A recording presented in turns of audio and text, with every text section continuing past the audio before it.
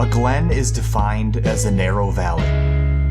For decades, a small town at the south end of Seneca Lake in New York State sat quietly next to a spectacular geological formation, giving the town the name Watkins Glen. Quiet this town stays, except for a few weekends a year. A few miles up the road, there's a racetrack with international fame. It's hosted Formula One, IndyCar, NASCAR, IMSA, Grand Am, and SCCA races. And this track bears the same name as the town, which hosted street races decades before. Watkins Glen International is one of the great American road courses, built in a time when pavement was just laid on top of the land. It follows the natural flow, climbing steep inclines, dropping down into valleys, and streaking across the Finger Lakes region countryside. It's changed a bit since its construction in the 1950s, with the relocation of the start line and pit road, and the addition of two new sections, the Boot in 1971 and the Inner Loop in 1992. Since then, it's become an American motorsports icon. Known for its high speeds and narrow S's, it was referred to as the super speedway of road courses by many drivers. Its sky blue Armco walls have become a symbol of this place. Over the years, Watkins Glen has seen safety improvements, including asphalt runoff in several corners, relocating some walls and adding curbing. In the 2015 off-season, it was repaved, making it smoother and even faster. But like the valley for which it is named, it remains a challenge for every driver who pulls out on course. For the people who cherish these hallowed grounds, it's not just a Glen, it's the Glen. Watkins Glen.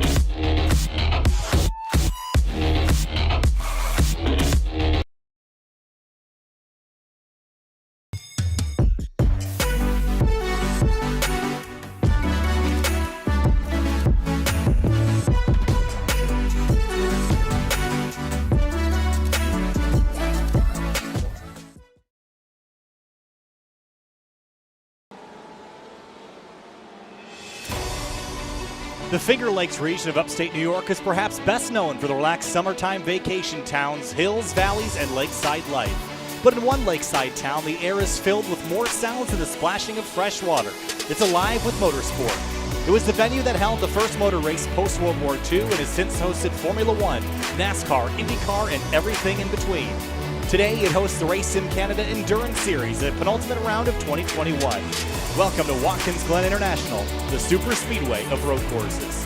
My name's Kyle Heyer here this afternoon. We'll have another commentator join us here in just a little bit, but qualifying about to begin here for our penultimate round of the 2021 season for the Race Sim Canada Endurance Series. Last time it was out, it was the Nürburgring Grand Prix circuit about a month ago, and in 1 month time we'll finish off the season probably at Mosport. It's a fan vote, a driver vote. We'll see what the result of that is. We're gonna head down to the racetrack now, but here is a look at the track map that we've got for today's event. Of course, it is Watkins Glen International, 3.4 miles, 11 turns around here, 14 if you go by iRacing's count, but 11 for me. Takes you a run down through turn number 1, a 90-degree right-hand turn, down the hill, they call that the 90. Then it's a sprint up towards turn number 2. It's the lowest point on the racetrack. Then you climb 110 feet from the bottom to the top. Then the run down the 1,800-foot-long back straightaway into the inner loop. The carousel is following that. That's a downhill right-hander, turn number 5. Into turn 6 at the ankle of the boot, down into the toe in turn number 7. Then a run uphill towards the heel, turn number 8. Then between turns 8 and 9, a quick sprint uphill, the flattest and maybe the most difficult corner on the racetrack, turn number 9. That will lead you into a short sprint at turn number 10 and 11, the short chute, and back out onto the front straightaway to complete a lap.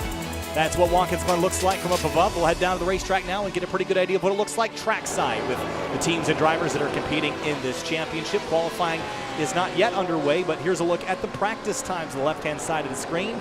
And we'll switch this over to show you the team names. Apex V2R 881 with Nathan Block behind the wheel is the driver at least quickest in practice for the time being. Grid Life RWB is back this week. Again, they're not eligible for the championship because they're not a Canadian team, but they are one of the best teams out there in terms of raw pace. So we'll see if they can continue to rack up victories in their category. They just put on an absolute show at the Nürburgring about a month ago. Then it's Apex V2R 880. That's Emmett Savage behind the wheel at the moment. They're third in practice, followed by the Harris Fellows racing car. There's Mark Harris in the number 12. The fifth place car is the SPI Racing car of Gavin Sanders. He runs in fifth at the moment. Back in the number 7 car, you see him working through the heel of the boot now. My prediction for this race here this afternoon, again at 120 minutes, 2 hours on the board, is that we're going to see some of the closest racing that we've seen all season. This racetrack really lends to the cars being very equal. There's a couple fast corners for the downforce cars, a couple long straightaways for the power cars, and a couple tight corners for the handling cars. It's going to even out and be a really good race this afternoon from my prediction. Gavin Sanders running in fifth right now in practice. He's come across the line. We're about ready to gear up for our 2-hour event. 20 minutes of qualifying up in just a few minutes. 20 teams and drivers, 20 teams, 40 drivers, I should say, that are here this afternoon. Handful of drivers that we've seen in other series. Tony Kloosterman in the Never Quit Racing car. And Kloosterman just finished off on Thursday with the penultimate round of the Porsche Esports Sprint Challenge Canada in the GT3 category. So good to see Tony kind of pulling double duty in the Canadian series. We're going to talk to a little bit later in the day. We're going to talk to the man behind Apex V2R, that's Mark, and we'll have him come in here and chat for a little bit, probably during the middle of the race. So the weather this afternoon here at Watkins Glen, nice and toasty, 78 degrees Fahrenheit in the air, about 113 on the racetrack as we get prepped for our 2-hour event and our qualifying, which will be up here in just a moment. You've got 20 minutes to do it, so you're not really in any particular rush to get out there on the racetrack, but sometimes a clean track is a fast track, and if you've got no one in front of you, you can absolutely take it to the limit of pace. So cars gearing up now, 20 minutes on the timing and scoring, and everyone rolling out for their quick laps. And Tony Kloosterman right back behind the wheel is the first driver out of pit lane and gearing up for a fast lap around here at Watkins Glen.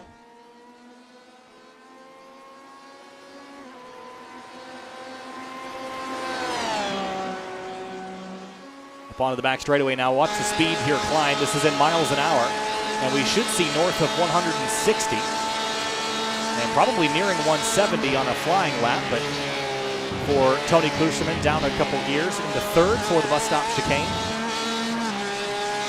A couple curves to negotiate there for Kloosterman. Porsche 911 RSR has been a pretty popular car in the series. Again, everyone had to pick a car and stick with it for the entire season. Right behind is Mark Harris in the number 12 Harris Fellows racing car, and gives way to one of the VRS satellite team cars. That is Adam Crane behind the wheel in the number 19. Now this car has had plenty of pace throughout the season, but they haven't yet tasted victory lane, at least from what I can recall. So they are looking to snag a victory in this Corvette C8R. Now, this car has been extremely successful in the real world. It's been successful here in iRacing as well, but they've been all struggling to beat the Grid Life RWB team. That is with Austin Cobb and DJ Alessandrini. There is the number 8, working its way down the back straightaway. This Ferrari is one of only 1 or 2 that we've seen in this series, but it's been very quick in the hands of Cobb and Alessandrini. Thinking back to the Nürburgring about a month ago, absolutely obliterated the field back there. So hoping that they can do the same again. At least they are hoping that. Here's a look at Watkins Glen, New York. Population 1,800. That population skyrockets when the racetrack comes to town. Full course built in 1958.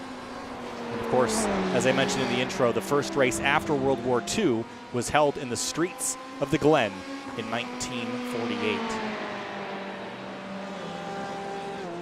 So, Grid Life RWB's Ferrari is the first, well, I should say the 6th or 7th car to cross the timing and scoring. Screeching Moose Motorsports is back in the number 22. There again, another Corvette C8R. One car that I'm watching diligently today is the 66 MC Motorsports car of Scott McGuire behind the wheel. This car has been incredibly quick, but the consistency has not been there to finish out races where they belong based on pace.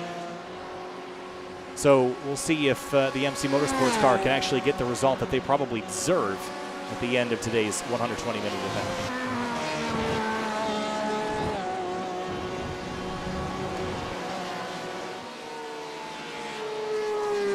So the Apex V2R cars, all Porsches. They've got the 880, the 881, and the 882. There's 3 of them out there. And the strength in numbers has been something that's worked out for their average finish as a team, but individually, they haven't really been all that successful in terms of race wins. You'd think that the more cars they have on the racetrack, the more successful they would be. But so far, it's been sort of a revolving door of which of these cars is the team lead.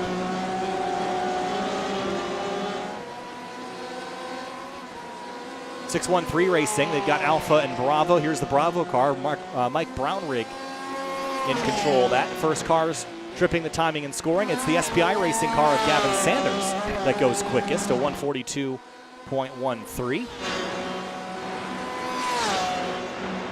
Adam Crane second quick in the VRS Satellite Racing blue car, then Mark Harris, who's now in the slipstream of the car out front. This is certainly going to help the straightaway speed. I mentioned almost 170.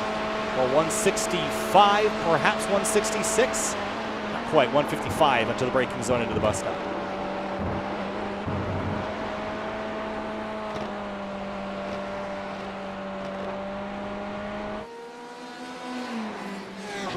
Now the run down to turn number 6. Down to third gear again. You use third gear for most of the slower corners around here. Matt Corrins jumps up to second in the Apex V2R 880.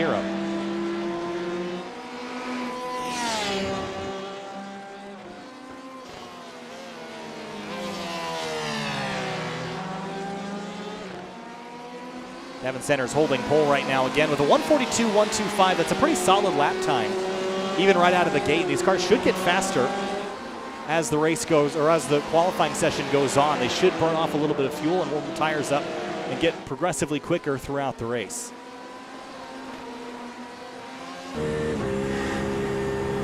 Now on a cool down lap from the sort.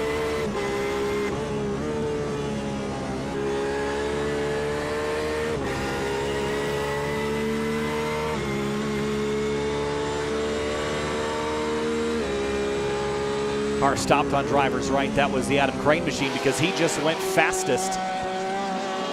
It immediately goes to the top of the board, a 142.122 for that car. Immediately jumps up to the top step.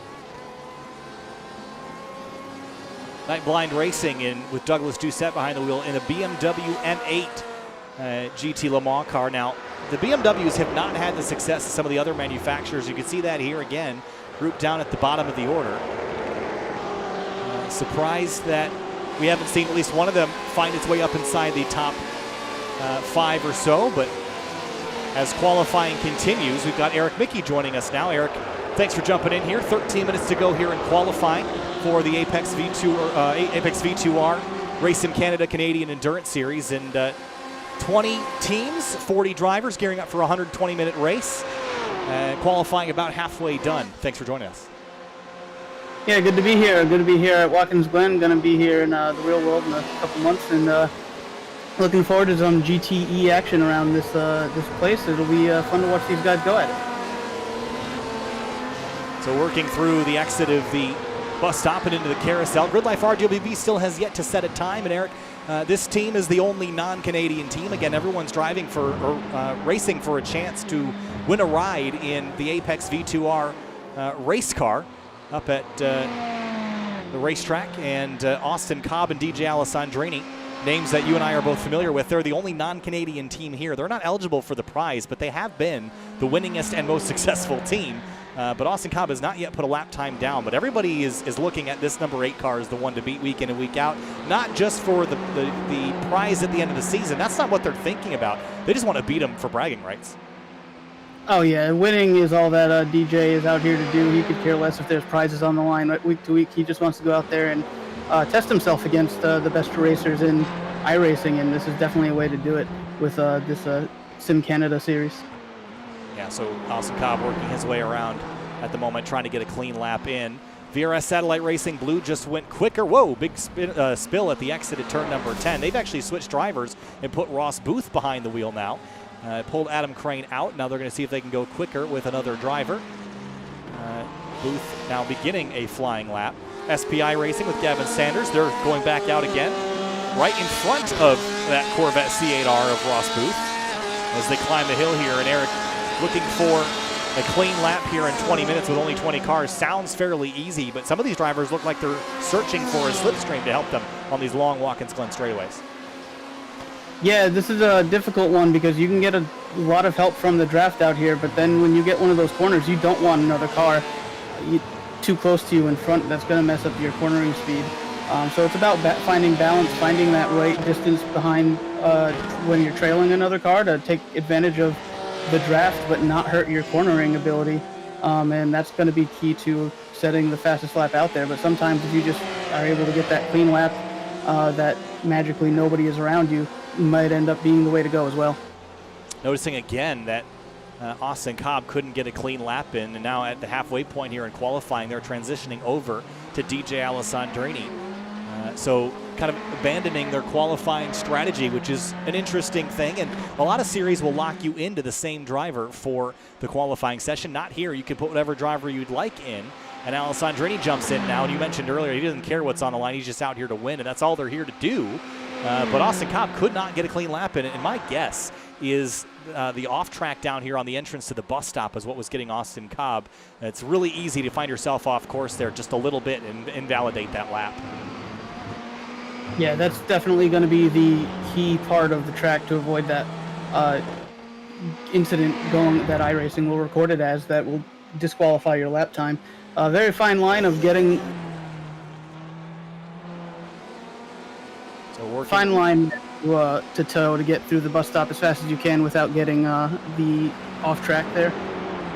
Yeah, and again, the laser scan here at Watkins Glen is older than the track is really truly at this point. There's lots of extra paved runoff, and the curbing has been redone in almost every corner.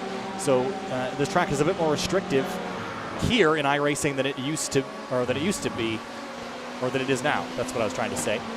Closing in, SBI Racing with Gavin Sanders. They're at a 142.125. It's only 3 thousandths off of Ross Booth in the VRS Satellite Racing blue car at the top of the order. So Sanders trying to go a little quicker than that 19 and get the provisional pole back. Matt Corrence in the 880. He is in third right now and following that other Porsche.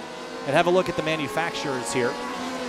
A lot of Chevys, a lot of Porsches. These drivers, Eric, cannot switch cars, or their teams cannot switch cars after the beginning of the season. So they're all locked in, and interestingly, a whole lot of Porsches.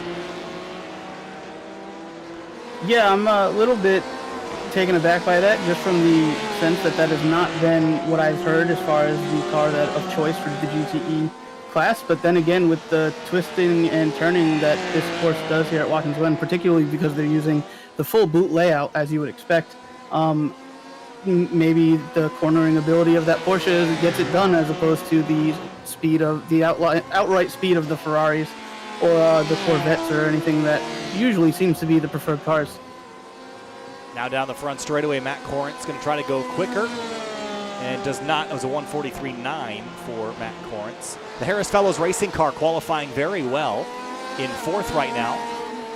And the number 12 with relative of Ron Fellows behind the wheel also, so that they will switch over at the halfway point of this race. And Andrew Potter for Just Here for SR. They're having a very good qualifying effort here. I believe, are they running? I think they're running a different livery than they have in the past, so maybe trying some different colors to see if they can improve their luck.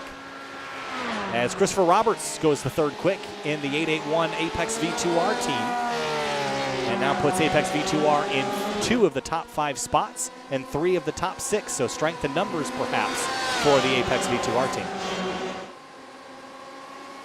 Yeah, this is when you have cooperation out there, that can really be the perfect scenario for utilizing the draft, but also not hurting your cornering ability. Looks like they swapped positions there, probably because the trailing car now was not going to have the good lap, and the car ahead did, and just took advantage of the slipstream up the S's and into the bus stop and just went on ahead.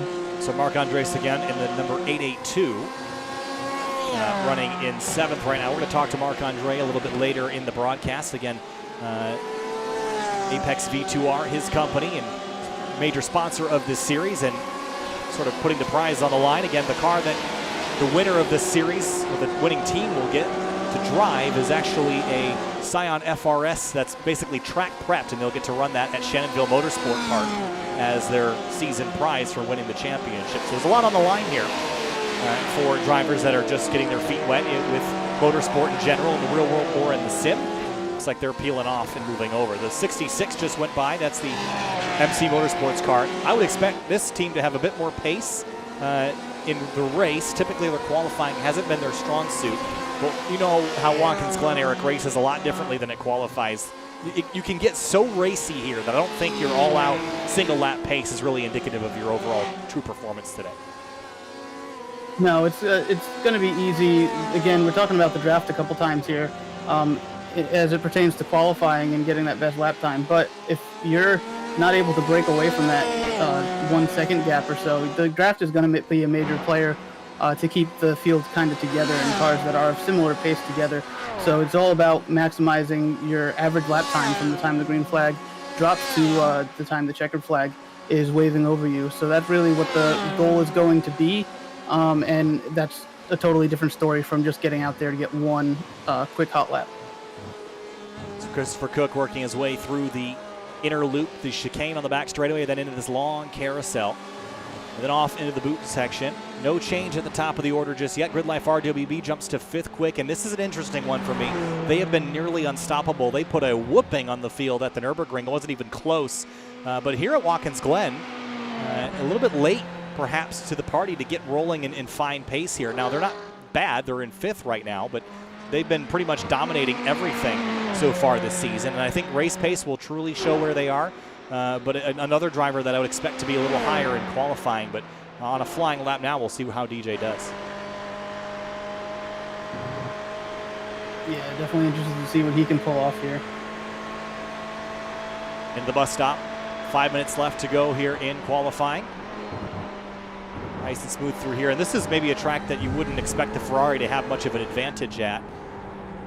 But then again, I think the tracks that they've already managed to win at with this car, I think you could expect that Ferrari wouldn't have been that great there either. So they've really managed to keep this 488 platform up at the top of the grid. But right now it's Chevrolet, Porsche, Ferrari, the top 5. First BMW is Overtake Racing down in 13th place.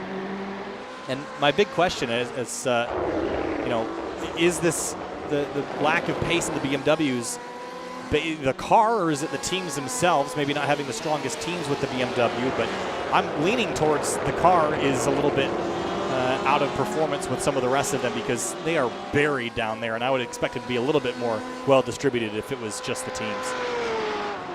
Yeah, I would expect it's down to the car maybe just being off pace at this point on the iRacing service compared to apparently the Porsche and the Ferraris.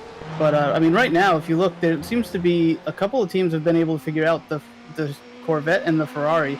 But outside of that, if you're not in a Porsche, you're struggling to find pace. So that could be a major part of it too. That the teams that are just a little bit off pace or are in the Ferraris and the Corvettes and able to get a little bit more out of it than those guys in the BMW are.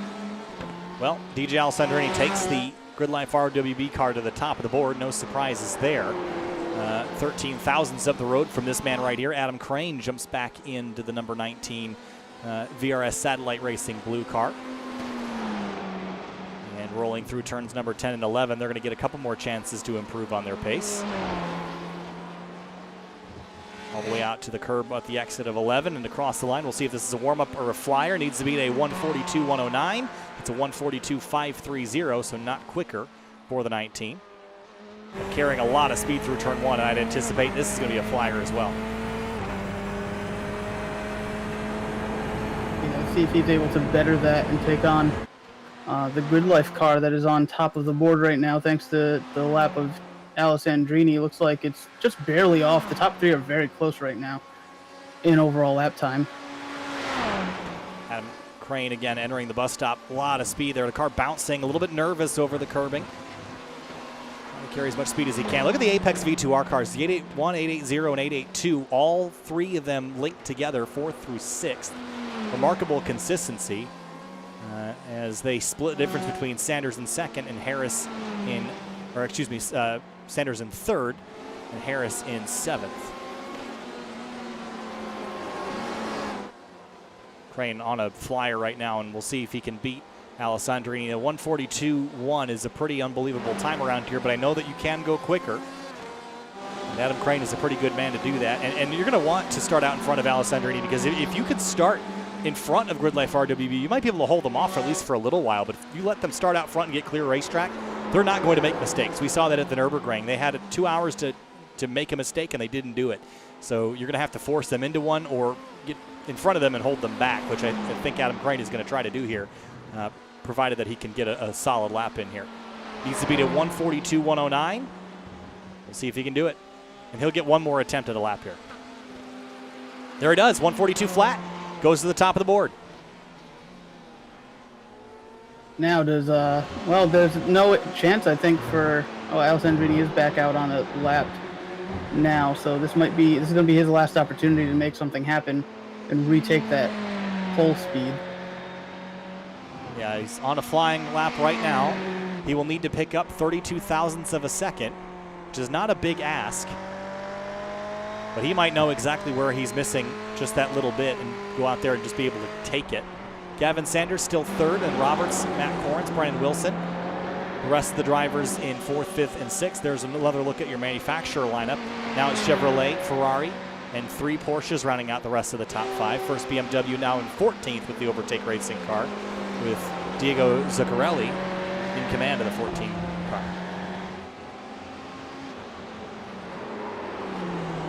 Alessandrini rejoining the Watkins Glen Raceway out of the short chute. Got 2 corners left. See what he can do when he comes across the line, if he's going to be able to retake pole position.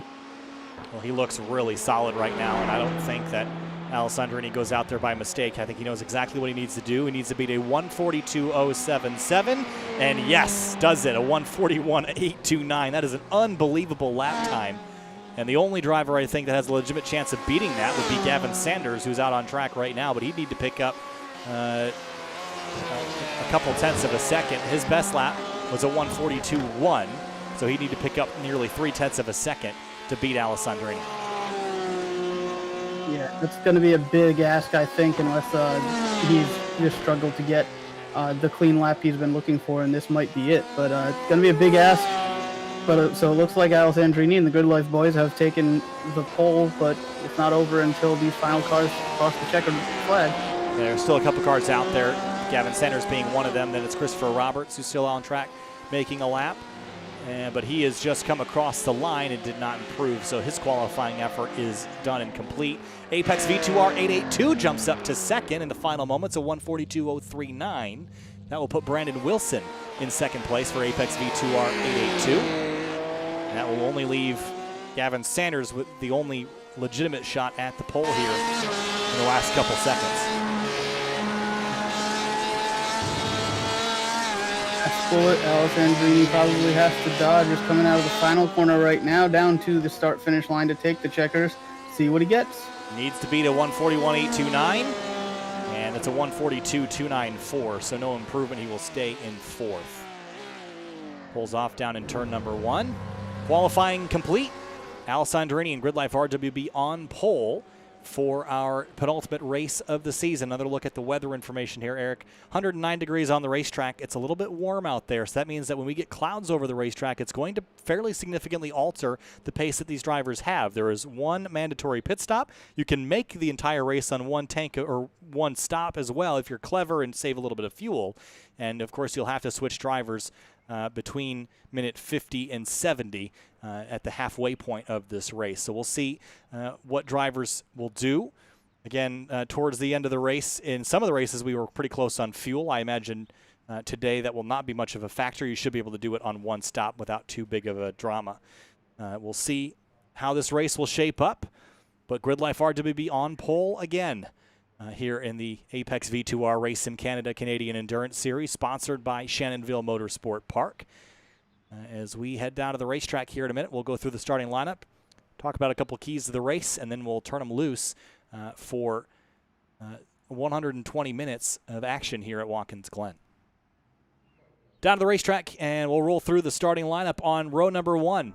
Grid Life RWB, DJ Alessandrini behind the wheel to start off the race.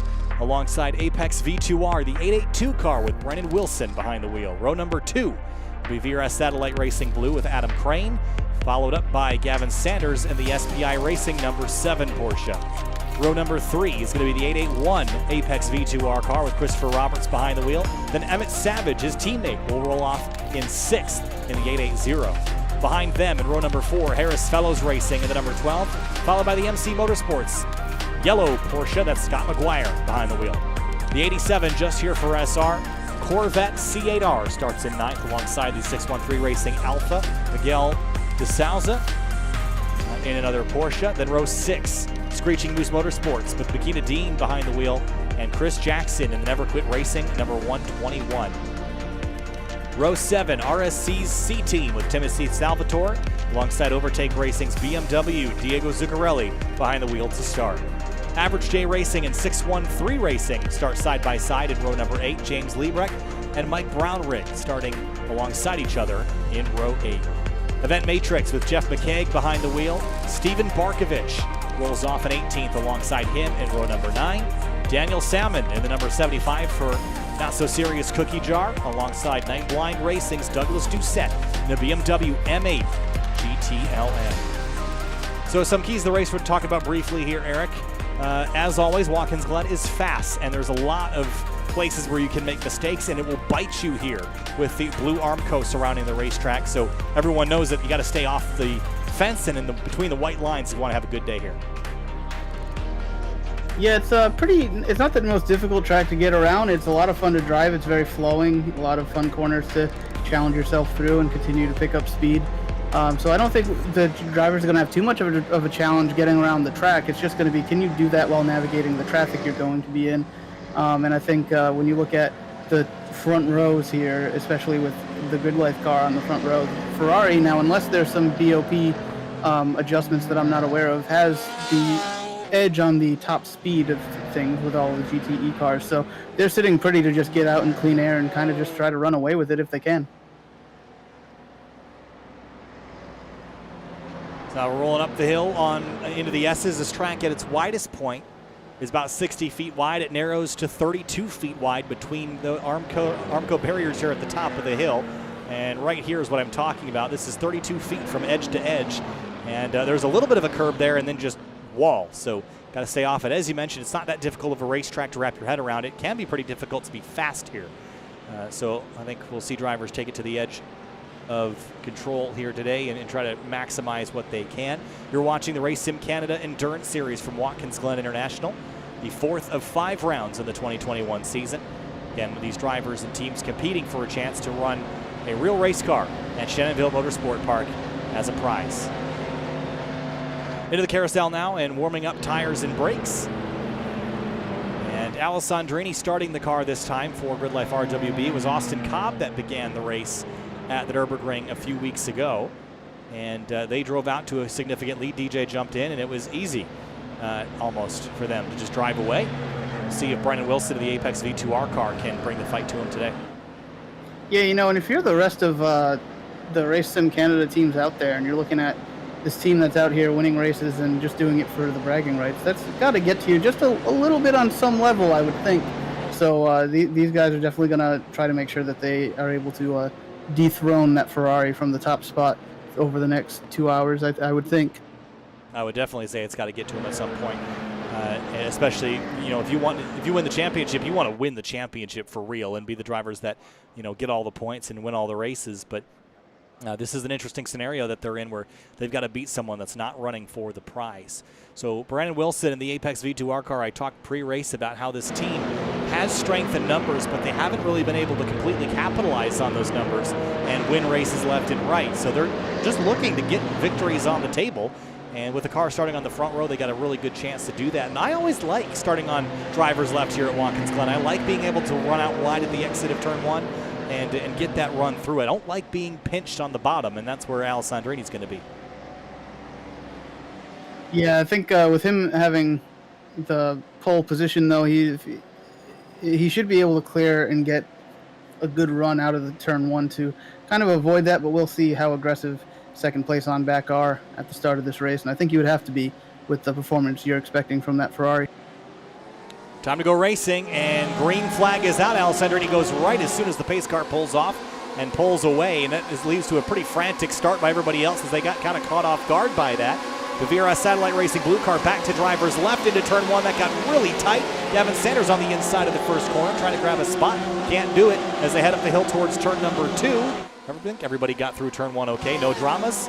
And yes, we did. Yeah, everyone just kind of finding their own space, and that quick start from Alessandrini probably helped the field kind of spread out instead of getting into turn 1 all over each other. So that was a plus from that aspect, but definitely not what the rest of the field wanted to see. Alessandrini already having somewhat of a gap. Adam Crane back up to second on Brendan Wilson. Made that pass going into the bus stop, and a couple other drivers shuffling positions behind them. Sanders and Roberts a bit racy off into the chicane area, but since have cleared each other again. Now the Grid Life RWB car leading by a full second by the time we get to turn number 6. So again, if you're everybody else, you don't want to let him get that lead, so you're going to have to track him down pretty quick before that lead becomes permanent.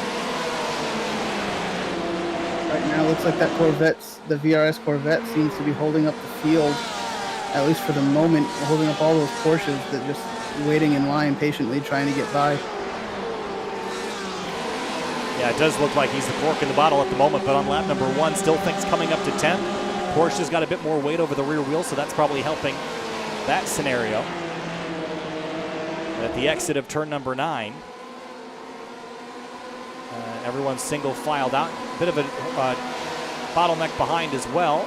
Chris Jackson in the Never Quit Racing 121, tucked in behind Andrew Potter, and just here for SR Corvette. He got into the grass a little bit on corner entry, then Jackson hits the curb and gives up some time on exit. Oh, spin out of turn 11. It's the Event Matrix BMW. I think he avoided major contact here. Let's have a look.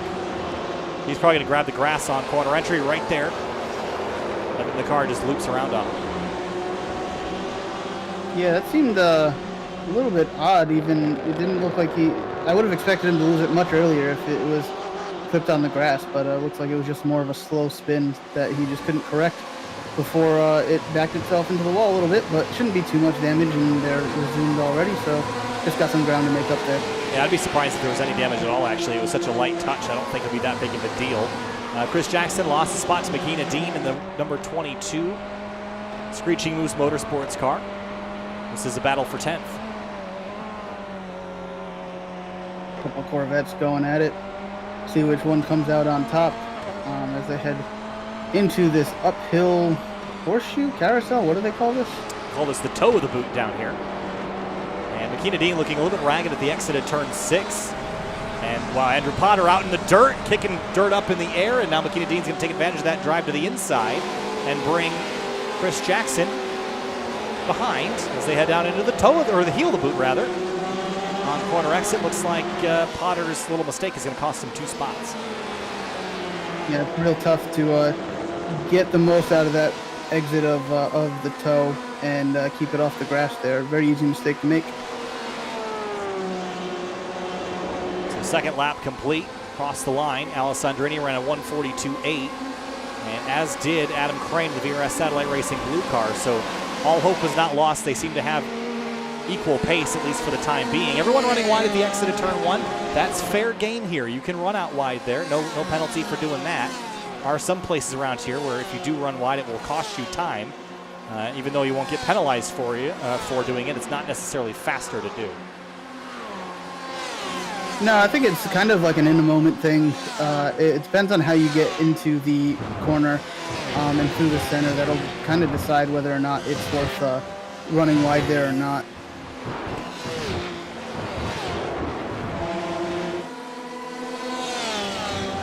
Couple screaming Porsches working their way now into the boot once again.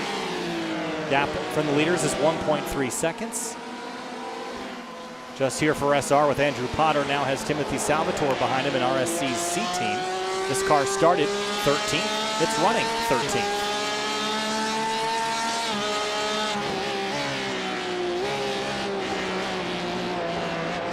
Again, that Corvette struggling through the toe. See if he's able to keep it off the grass this time. And continue. I just wonder how this car is set up for Andrew Potter. It looks like it's understeering a little bit under power. And it's something that you can likely tune out in this car. And I haven't driven the C8R a whole lot in comparison to cars like the Ferrari and the Porsche, but my understanding is that it's a pretty stable and decent all-arounder car, but it's not particularly good at any one thing.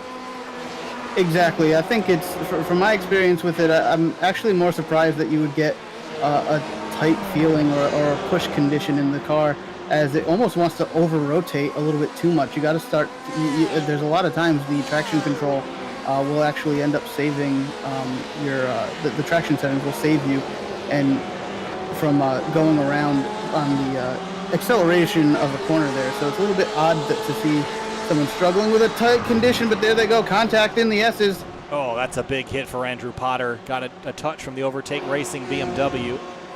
And there'll be a little bit of damage. Oh, a lot of damage on that car now as the rest of the field comes on by. Saw that formulate for a little while before it happened, but coming up the hill here. Oh, that's a pretty big hit. Yeah, I think there's just a matter of, the BMW was there close enough to expect that the Corvette would see him and know that he's going to be following in through there, and just looks like they ran out of room with each other. I couldn't really put fault either way on that one. They just got a little bit too close for comfort. Yeah, the 87 definitely turned in, but I think the BMW sort of had established overlap there. So Andrew Potter is actually going to cut the course, which isn't going to matter because he's going to have to come to pit lane anyway to get that car repaired. Alessandrini is the race leader, and interestingly, Adam Crane is keeping them honest. He's actually kept the gap at about 1.3 seconds, and it's not really going anywhere. So Crane is keeping the gap. Now, if he can do this for the entire run, that's impressive. And then the real test comes is when they switch drivers. What will the outcome there be? Yeah, now I would expect that given the mid-engine nature of both of those cars, that one is not going to have an extreme advantage on tire wear over the other. Comes down to the way that you set the car up, but I would expect that Alessandrini is not going to have a setup that is going to destroy the tires over the long run and cost him in that sense. So, yeah, pretty impressive to keep that gap. Actually, I think it's closed down. I think at one point it was a couple tenths higher than it is right now, but pretty impressive pace right there. See a bunch of Porsches going through the bus stop. Yeah, there's a whole bunch of Porsches. That's an understatement. 3rd through 6th. All Porsches, 3 of them teammates. Whoa, a big moment there for the 881 of Christopher Roberts. You're seeing triple on screen as they work their way down the hill here. Got 4 Porsches followed by a Corvette here in this shot as they go through the tow.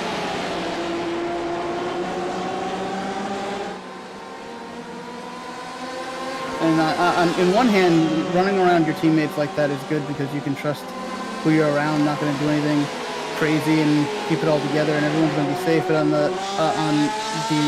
other side of that is, are you actually just costing each other time by not racing each other and getting up there? But right now they're focused on trying to get ahead of this Porsche, ahead of them, the STI Racing number 7 Porsche.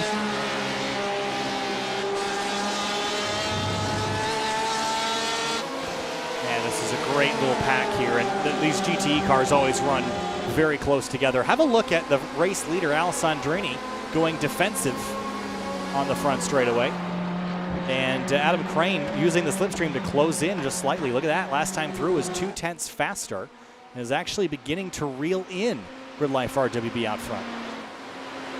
Yeah, he's not giving up any time to Alessandrini since the last time we checked in, and actually closing it down.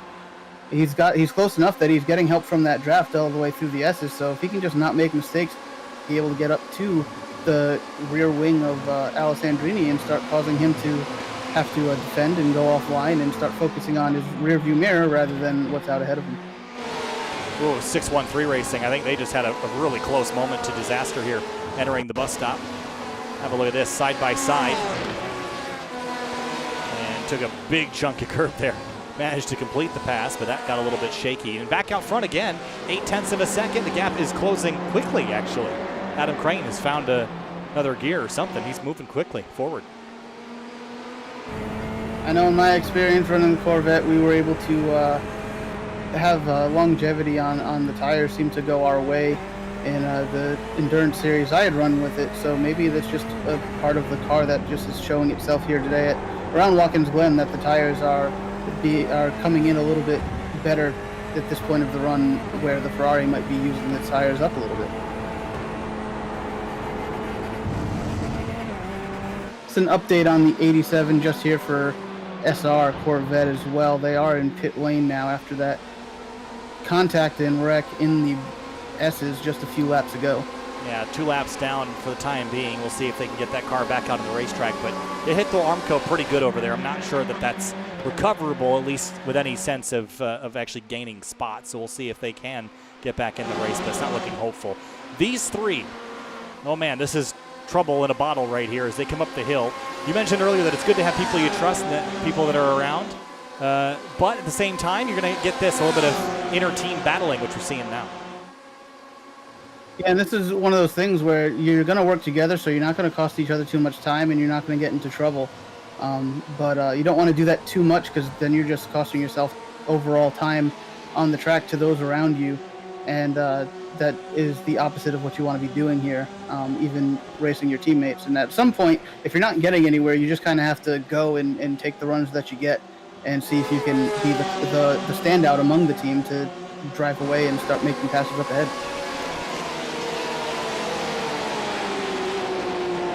Through the toe of the boot now and climbing up onto the back straightaway.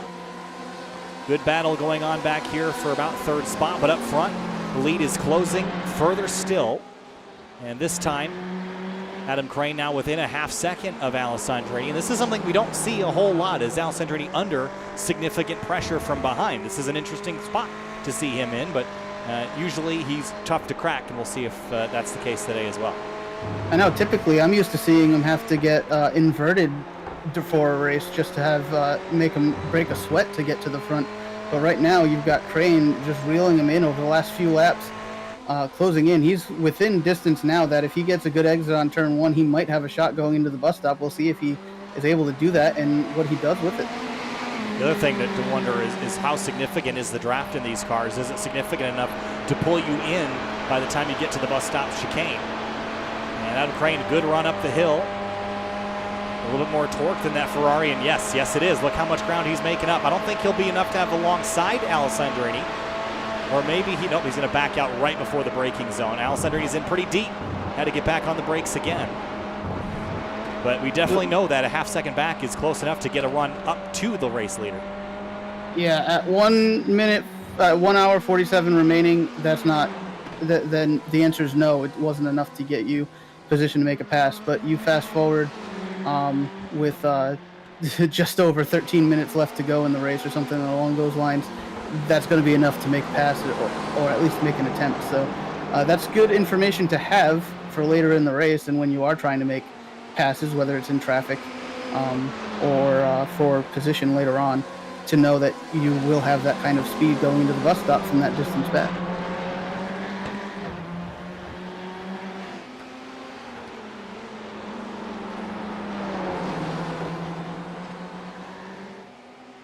So as we work our way now through lap number 8 of approximately 70, the battle for the lead is on between Adam Crane and Alessandrini.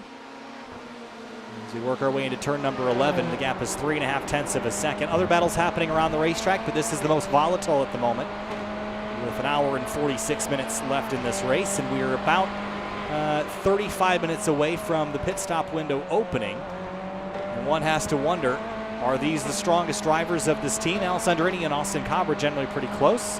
Not sure about the VRS Satellite Racing Blue lineup and how the pace differs between those two. But I think you're going to have your sharpest driver out there 100% of the time, which is pretty hard to do. Now here's a run. Going to sit on it again. Fuel saving, perhaps. That could be a major thing going on right now, making sure that he can make it to the 60-minute mark so that there is only the necessary to make the one pit stop and the driver change all at once, get it done, and go out and finish the race from there. That would be my assumption. Normally, I would say at this point in the race, you don't want to push it and make passes you don't necessarily need to make right now. But when you're going against Alessandrini, I think you want to take every advantage away from him that he can get. So it wouldn't be the best option to sit behind him unless it was for something along the lines of fuel saving. Well, I think in this case that actually is their advantage, is being able to sit behind him and save fuel, where DJ is doing all the hard work pushing the air out of the way, and Adam Crane can just ride in the wake. He's faster right now, so what's the point of getting out there and get a massive lead? If he's faster, he can pass him whenever. But I think saving fuel is the thing that they can't get later, whereas they can always increase their gap if they're faster, but you can't increase more fuel without a pit stop. So I like this strategy for now. I think once we get closer to the halfway point, I'd like to see them sort of push the issue a little bit and grab a spot. But for now, I think running second and in the draft is a pretty comfortable place to be. Yeah, they're definitely setting themselves apart from the rest of the field. They've got no worry from any cars behind. Third places in a battle are battling, and we got another BMW off track. This is the Night Blind Racing car. This is Douglas Doucette over in turn number 8 by the looks of it, and he has had quite a big incident over there. He was actually he had blinked out for a moment, so I actually didn't see what happened, how to start this, but see if maybe we could get a look at some more. There was some contact potentially. Now, he just blinked out for a moment, and when he reappeared, he was off track. So that was a weird one, that's for sure. Not a fun feeling, everything going blank, and then when it reappears, all you're seeing is tire barrier in your face.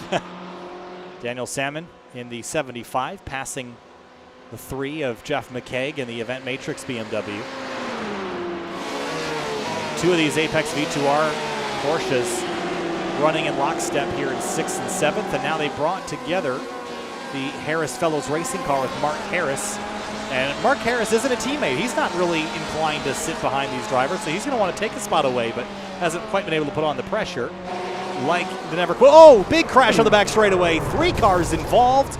That's a big one right in the middle of the racetrack. Chris Jackson, Timothy Salvatore, Makina Dean all involved in a big crash. And, it's Miguel Souza, rather, in the 613 racing car with the worst damage out of everybody. And that car is undrivable. He'll have to stop. It's not something you often see, a multi-car incident around Watkins Glen this deep into a race run. But we'll see what happens here. I'll bet you there's going to be some disagreements about how this one started. Looks like Jackson goes around the outside. Now does Miguel Souza he comes over to the right on corner exit. That was a big hit. I think maybe he was just trying to make sure he didn't make the mistake we saw the Corvette make earlier and get his left side tires in the grass, and it was just a bit of an overcorrection that got him into the Porsche on his right, and then obviously that collected the Corvette running behind them. So that was just a misjudgment on that blue and orange Porsche right there that made that happen. And we've also and we had a new leader, looks like. Yep. Here's a look at it on the back straightaway heading into the bus stop. Adam Crane muscled his way by while we were watching those replays, so a change for the lead here at the top of the order. VRS Satellite Racing Blue is now the leading team here at Watkins Glen. So a lot of dramas here on lap number 11 of all things. Yeah, it's not something you see all that often on Sim TV with Alessandrini getting run down and passed for the lead here, but we'll see what he can respond with, if he's able to hang on to the Corvette, or is Crane just that good and he's going to be able to drive away before they get to their pit stop. If you do think you have the pace to drive away from Alessandrini, I think you've got to do it. I think you're right, and after a couple laps of fuel saving, might have hit a number that he felt comfortable with, and now driving away. And again, I have to imagine that the car is helping a little bit here with Watkins Glen's high average speed and the momentum you have to carry. I'm not convinced that the Ferrari is totally the best car to have here today, and it might just be enough to bring Alessandrini and Grid Life RWB back into the fold in the middle of the field. Back to 6th place. I mentioned the Harris Fellows Racing car chasing the 882 and 880. This has been frustratingly stagnant for Mark Harris. He's been unable to do anything with these 3 Apex V2R Porsches. Yeah, this is you're in a spot when you've got 2 team cars running so close together that sometimes, now there's quite a bit of a gap between them right now, but at one point they're running so close together that if you try to make a move on one, you almost have to be able to make the move on both in order to really complete it successfully and get ahead and start running away from them. But right now, he seems to just be kind of trailing the 2 remaining Apex V2R cars ahead of him at the moment, and isn't able to do much about it. Never Quit Racing with Chris Jackson behind the wheel. They were involved in that crash a couple of laps ago. Well, they got right back up on the horse. They didn't pick up a whole lot of damage in that besides a little bit of left front contact. James Liebrecht behind them in the 207 Average J Racing Ferrari was trying to get up to them. This is the only other Ferrari in the field of the 20 cars that are out here. Yeah, so as we were mentioning, not thinking the Ferrari would be the best choice. I don't think it's the best choice because there's not enough. You do have the big long run from the exit of turn 1 up to the bus stop, but the rest of the course, you really need something nimble that corners very well. That's why I think we see the Porsches doing so well this week right now. As we mentioned, the Corvette is not necessarily amazing at one thing, but really good at all things. And I think this is a kind of track that's going to suit that type of car very well. And it seems to be coming to fruition right now with that VRS Satellite Corvette now leading the race. And continuing to lap incredibly quickly. How about this? Last time around, the fastest lap that he has run. Now, we've seen that happen a couple of times. We have a battle for third here on the back straightaway. It's Christopher Roberts, rather, going by in the 881 to take third place away from Gavin Sanders. But we've seen in the past, the last 3 rounds, that some of the fastest laps these guys run are pretty deep in the race. And I think we're going to see that again today as the track rubbers up, and then late in the fuel run, you're going to see drivers get faster and faster. So I think Adam Crane is going to set some more purple laps here towards the end of this run. Yeah, in my experience, the Corvette is pretty good over a long run of the race. I don't expect you to lose too much pace by the time you have to come in and make that pit stop around the 1 hour mark. So I would expect he's going to be fine. It's going to be up to Alessandrini and Austin Cobb to respond in that Ferrari to see what they can do to come back at VRS Satellite Corvette. And just heard that Douglas Doucette had a hardware failure, and that is why he ended up off track, and that'll do it. That's a frustrating way to go out, but I guess you'd rather have a failure than have a driving mistake, but those 2 things are sort of one and the same when it comes to the result that they give you. Yeah, it's hard to swallow either way. At that point, having a bit of a technical issue caused you to end up in the wall, but that kind of comes with the territory of sim racing, and you kind of just have to accept it when it happens and move on from there and try to bounce back in the next race. And again, there's one final round about a month from now, and that will be the last round of the 2021 season. Again, it was a fan vote to pick the last race. And I believe the leading track right now is Canadian Tire Motorsport Park, which would be a pretty fitting Canadian venue to end this series at. But, of course, I don't believe that's an official selection just yet, so still a chance to be something else. Still a little ways to go in that vote. Yeah, that'd be a pretty fun way to go out on the season with a race with these cars and a field of this caliber around a track like Mosport. So up front, Adam Crane, the VRS Satellite Racing blue Corvette, wrestled the lead away from Gridlife RWB, and meanwhile, Gridlife car is beginning to struggle. 144.1. That was a full second and a half off of their best lap time. He's beginning to fall back into the clutches of third and fourth place cars. So this Ferrari is burning up quickly in terms of its pace. Can't tell if it's tire or tire degradation or tire temp or something, but they are definitely falling off. At this point, I would definitely put it down to just the way that the Ferrari uses up the tires over the run. Seems to be too much of a hindrance on it over the course of the run around this track in particular.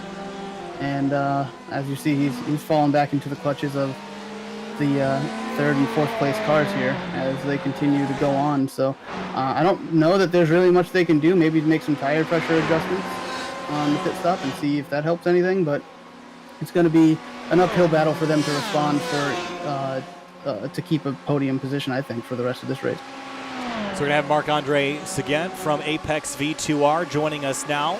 Marc-Andre, welcome, and thanks for joining us today. how are you, and how's this race going so far from your perspective? Well, thanks for having me, guys. Race is going pretty well, so shuffling of the drivers again with me with scheduling. So we've got Brandon, which is a new driver to Apex, so seeing what it can pull out. So far, so good. Kind of just staying where we need to be, saving some fuel in the draft. So, yeah, according to plan. Well, the Apex V2R cars, they all look really good. They're all sort of, at one point, they were all line astern, 3rd through 6th. Now Christopher Roberts has put himself ahead of Gavin Sanders, so split up a little bit. But we were talking earlier about the strength and numbers of having multiple cars on a team, but it hasn't brought necessarily the success at the top of the order that you were looking for. Certainly some consistency, you know, in 4th through 7th. But what does it take to win one of these races? Because this field looks mighty competitive. Oh, it is. There's a lot of talent very deep into this grid, so it makes it very difficult. I think right now, one thing to consider is something viewers might not know. So the guys in the Grid Life RWB are actually Apex drivers, as well as Gavin Sanders and Justin DiBenedetto. So we have more of our drivers out there than just the Apex cars. But yeah, right now I think Chris is looking really good out there. I think he's starting to get into his element. So we'll see what he can do. Of course, Apex V2R sponsoring this series, and we were talking earlier about the prize that these the championship winners will get. If you could explain that a little bit and say what's on the line here for these drivers running in the championship. Yeah, for sure. So, cool feature about this is the way that the prize is going to be raffled off, first off, is not based on the final positions. It's based on participation points. The further ahead you finish, the more points you get, and then that way everyone has a chance at the prize. And what the guys are going to have the choice to is either take a track racer rig, each for each driver, or take a chance behind a wheel with our track prep Scion FRS, which we built last year. And yeah, fun little car to drive around the track. So if they want to bridge that gap from virtual to reality, good way to do it. I just bought one of those cars about a month ago. I love it, but the car that you guys have is a bit more than just a stock FRS. It's got some performance modifications, and from what I understand, it's a pretty handy little road racing car that's a bit more nimble than a stock car. Oh, for sure. I mean, the FRS, first off, or the 86 shall we call it, is a great platform. It has so much grip right out of the box, so we didn't actually do too much. So we removed some weight, did the suspension, aerodynamics, a couple little bolt-ons, and then off you go to the track. Very reliable and like a fast go-kart. Of course, you mentioned Apex V2R and its involvement with the series, but what is Apex V2R for those that don't know, and where can they go to an Apex V2R? Sure, so first off, before I even go into that, I want to give a big shout out to Racing Canada for organizing the series and to you guys on TV for hosting these amazing broadcasts. So Apex V2R is kind of a celebration of driving, of performance driving. So the V2R first off stands for virtual to reality. So from on the virtual standpoint, we have a lounge here in the nation's capital where people can come out and try the equipment and try simulation racing for themselves, as well as develop. So we do a lot of coaching, whether it's on the sim or in real life. And then from the reality side, so we organize track days with Shannonville Motorsport Park. So if people want to take their real cars to the track, they can always come and join us. It's a very fun and safe environment to learn performance driving. And then we also follow clients privately from one track to the next. One thing to touch on to with Apex V2R, so we are track racers, exclusive seller for 80/20 products. We're proud to have them on board as a partner. Great products. We just got a load of stock in, so if you're looking for a great rig, the wait is over. We've got plenty of stock for a long time. And then we also do turnkey solutions, so if you're looking to have a pre-built system delivered to your house, we can do that. And last thing I want to say is we just moved into a new store, so we're really excited. We haven't really shown much about the new store yet. We're still in the middle of the renovations, but hopefully by next week we'll have a little teaser video out and show people where we're going with the business. Well, very, very exciting, Mark. Thanks for jumping in here and sharing that. And got about 20 minutes until the pit stop window opens, and we'll do some driver changes, and you'll jump in the car. So best of luck to you, and best of luck to your team, and hopefully we'll talk to you later. That's good. Take care, guys. Thank you. So with that out of the way, we got a bit of a shuffle for position. Eric, we just saw Alessandrini lose second and third spot to both Christopher Roberts and Gavin Sanders, and the 881 is a driver I'm watching because he has driven from fifth to second and is not running quite on pace with Adam Crane, who continues to lay down some of the best laps on the racetrack, but he is definitely the second fastest car out there. Yeah, the race complexion has really kind of changed over the last few minutes with Alessandrini falling back, losing the lead, and then losing second and third place as well. We'll see if he continues to drop down the order. It did occur to me that maybe he realized he was using up too much fuel and wasn't going to be able to make the hour, so it's possible that the reduced speed is some kind of fuel-saving measure, but I don't think that's, even if that is the case, I think he's giving up far too much time to be competitive and come back for a win from where they're at right now. So we'll just see if they're able to kind of hold station or if they continue to fall back through the field, as it's a pretty interesting turn of events over the last few minutes with Crane just out there with a 6-second lead, it looks like, over second place. And then you've got a bunch of cars in there behind them that are all still well fighting for position from second on back. So Brian Wilson in the number 882, just ahead of Mark Harris. This is a battle for sixth place. And looking throughout the rest of the field, nothing really volatile at the moment other than RSC's C team with Timothy Salvatore and Screeching Moose Motorsports with Makina Dean. Narrowly avoided major damage in a crash a little while ago with Chris Jackson and Miguel Souza. Makina Dean right back up on the wheel in the number 22 and trying to fight their way back forward in the Screeching Moose Motorsports Chevrolet. And closing in slightly on Salvatore in the number 5 car in ninth.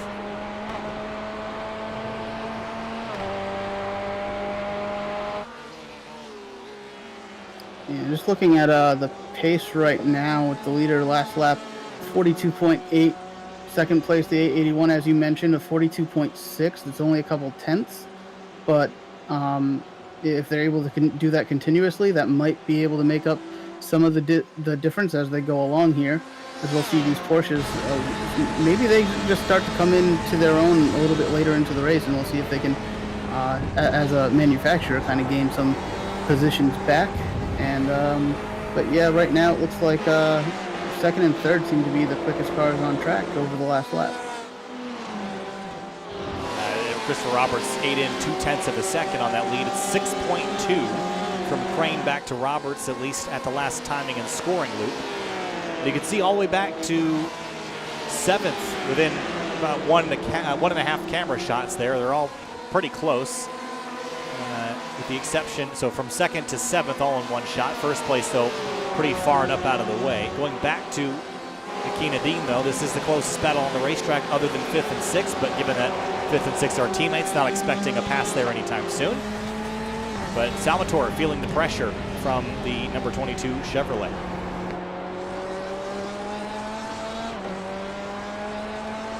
Battle for ninth place right there.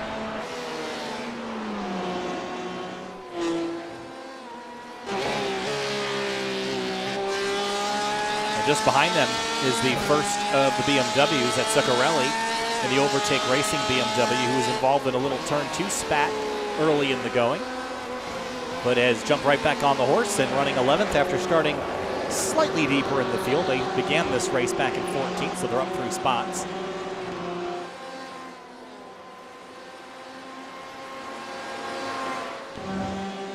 Emmett Savage right behind teammate Brandon Wilson. I'm a little bit surprised that we haven't seen these guys spar just a little bit more. But they seem pretty content running nose to tail right now. This is probably the teammately thing to do, is just to sort of sit in line, especially if you're about running the same pace, which appears like they are. Yeah, the only thing I would bring up that if you are that second car in line there, that maybe you want to maybe try to get out front, because you're all over your teammate right now every time we go to this battle. So maybe if you can get out front and start pulling away, that'd be better overall for the team and the results. Is still, you've got the number 12 Corvette behind them, and we have the Never Quit Racing Porsche. Looks like he's had another problem. It's going down into turn 6. And I'll bet she clips grass on corner entry. Nope, just gets in there too hot. car loops around and gathers it up. Just touches the wall, but there'll be no damage there. But another mistake for Chris Jackson. Somehow, both incidents he's had, he's been able to manage to avoid any major damage. So lucky on him for doing that, but definitely not the showing he was planning on putting on today. No, and Tony Klusterman will have some digging out to do when he gets the car in about 15 minutes time. Again, the pit window opens with 1 hour and 10 left and closes with 50 minutes left. So there's a 20-minute window where you can come down to pit lane to serve your car. Mark Harris is definitely upping the pressure on the back of Emmett Savage right now. With these two teammates together, you have to know that you're going to, they might lift out of the throttle to stay in line with their teammate, and that's going to give you an opportunity. I believe the Never Quit Racing car is on pit lane, and indeed he is serving a drive-through, either that or he just stopped in his box, but I don't have a stop recorded, so I'm going to expect that's a drive-through penalty. Yeah, that would make sense to me as well. Probably because of the incident at the exit of the toe of the boot earlier in the race.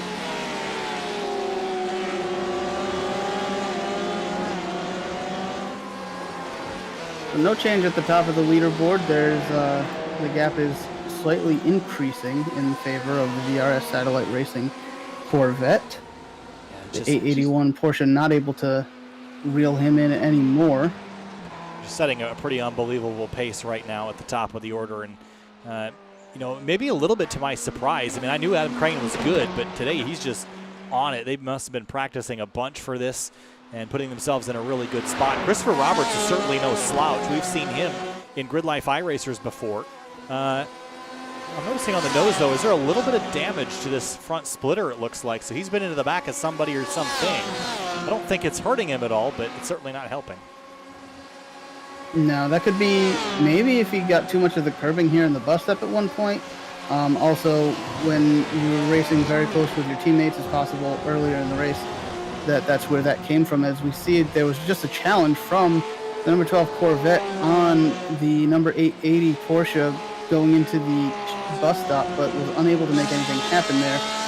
So I think the pace is going in favor of this Corvette right now as opposed to these two Porsches up ahead of him. I think what we're seeing is that this Corvette is really set up for a high-speed flowing track like Watkins Glen on a longer run. And about 40 minutes into the race, they seem like they're hitting their stride right now, with Mark Harris having one of the best runs he's had in recent memory, and Adam Crane leading the race by the biggest gap he's ever had. Yeah, I think Harris is going to be all over this Porsche right now over the next coming laps, and see if he's able to make something happen. He's close enough now that if he maintains this gap, he's going to have another shot going into the bus stop. So maybe we'll stay with this and see what he can do, see if he can finally make this pass work. He spent almost 40 minutes driving behind the same cars, which is going to be a little bit irritating at this point. But if it comes your way at the end of the day, then that's what matters in the end. Average J Racing, trouble in the toe of the boot in the... Oh, and he drove right and stopped on track. This is dangerous. Whoa, that was really sketchy. One of the cars squeezes on by. That was the 613 Racing car, I believe. A brown rig that just got on by. And that was James Liebrecht. And he just runs wide, gets into the grass and loops it. Backed it into the tire wall, then drove across the surface and couldn't quite get enough lock in it to get off the track. Very lucky for him that he had enough of a gap to not cause a bigger issue there, because that would have been a pretty embarrassing mistake to have made and caused more contact if you drove into the driving line and stopped there. But everything, no harm, no foul there as we come back to this battle between the number 12 Corvette and the number 880 Apex V2R Racing Porsche. Oh, there's a look at a dive there, and that was more of a distraction tactic than anything else. But Harris has been working over Emmett Savage for a handful of laps and just hasn't been able to crack him just yet. And up front continues to be Adam Crane, then Christopher Roberts in second.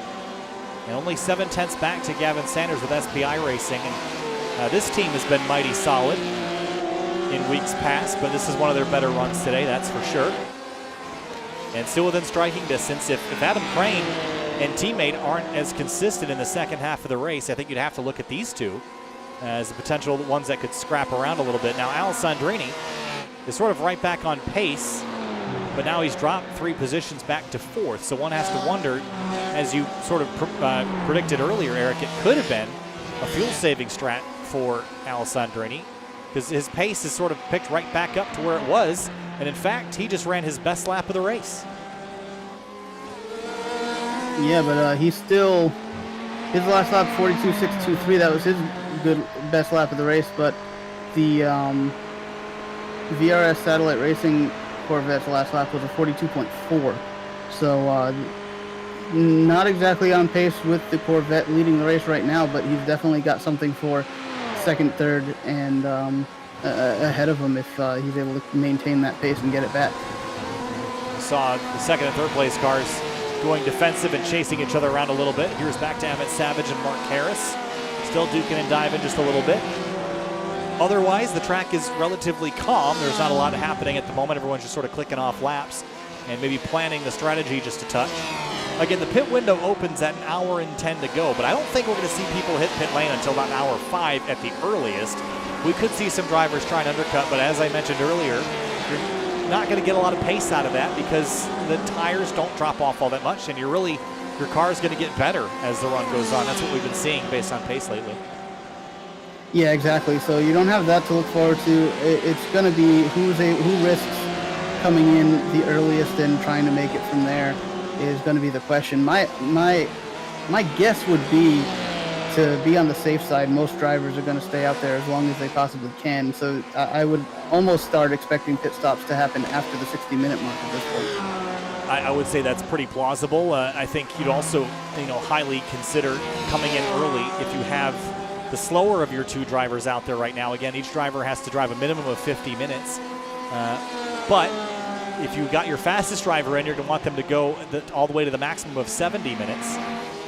And if you've got your slower driver in, you want them in for the minimum. So I don't think that all the teams have their best driver in. I think Alessandrini and Austin Cobb are awful close, but based on the Nürburgring, I think you could say Cobb is the faster one. Adam Crane, I believe, is the better of the 2 teammates on VRS Satellite Racing Blue.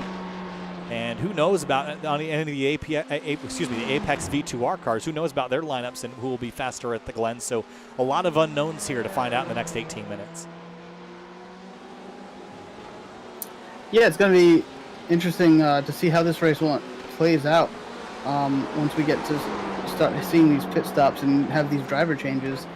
Are the teammates that are going to be hopping in these cars able to pull off the same kind of lap times as the drivers who are jumping out of them?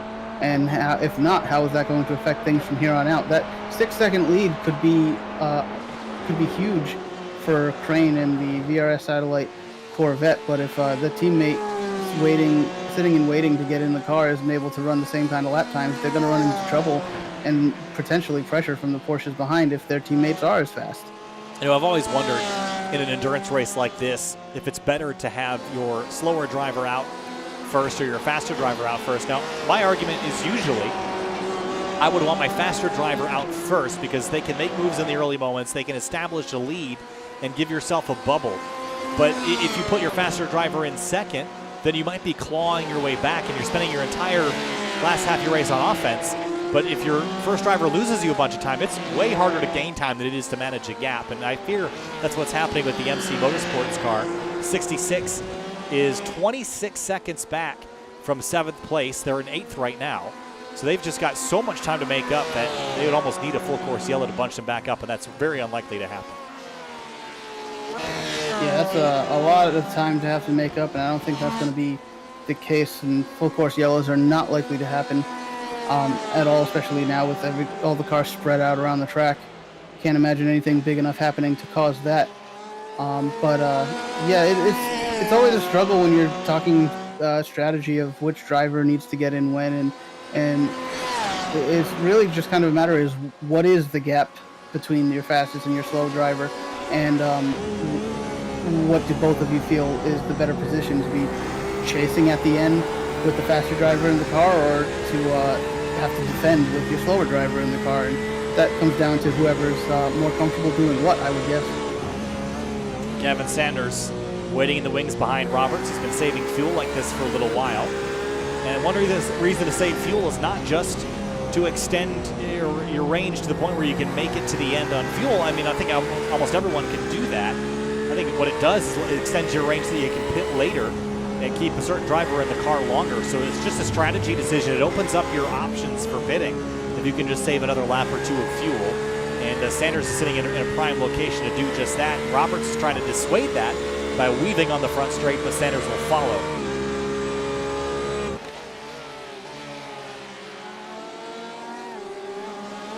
Meanwhile, out front, Adam Crane just continues to set some amazing laps. Is only 200ths off his personal best last time around and has extended that lead out to 7.1 seconds. Really impressive drive from this driver, and this car out front leading the race just keeps getting faster and faster as the race goes, it seems. Opening up now over 7-second lead over second place. And as we look behind them, the two Apex V2R Porsches, the 882 and the 880, are back to nose to tail, with the number 12 Corvette of Harris kind of falling a little bit off of their pace right now. So we see the ebb and flow of who kind of hits the rhythm of the racetrack right now and how that affects the difference in performance that they're getting out of these cars. Yeah, again, Wilson and Savage have been following each other nose to tail for some time now, but Savage is starting to look a little bit more restless on the tailpipes of his teammate. And I'm not sure that they're going to be totally content sitting here for the rest of the day, so at some point, push will come to shove. Meanwhile, Makina Dean on a rebound effort after a spin, or not quite a spin, but avoiding a crash earlier. Makina is up to 9th and looking at 8th on Scott McGuire.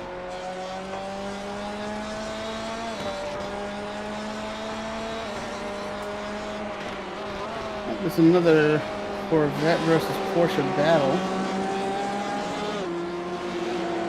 That's the classic one here in this series, is the Corvette versus Porsches. Handful of those battles happening around the racetrack. Cookie Jar and 613 Racing Alpha, a bit of a lockup. A big lockup through turn number 8. That's going to give the spot away. Yeah, all you can do at that point is release the brakes. But then as soon as you do that, you got to start getting back on it and find ways to slow down the car. So you just kind of have to ride it out and wait and make sure that you're not going to end up in the grass. And that cost them a position here against the Corvette, and that's the kind of thing that you can do if you're putting the pressure on the car ahead, force them into a mistake. They push it a little bit too hard, lock up the brakes, and there you go, you get your position that way. It was the slightest little lockup, but that's all it took for Makina Dean to make that pass and make it look easy. So move the 22 Screeching Moose Motorsports car up to 8th, and Scott McGuire back to 9th. 2.5 minutes away from the pit window opening, but again, we're not expecting drivers to come down until the tail end of that window. And lead is sort of stabilized here at 6.7 or 6.8 seconds. Adam Crane now maybe backing it down just a little bit, some time to burn perhaps.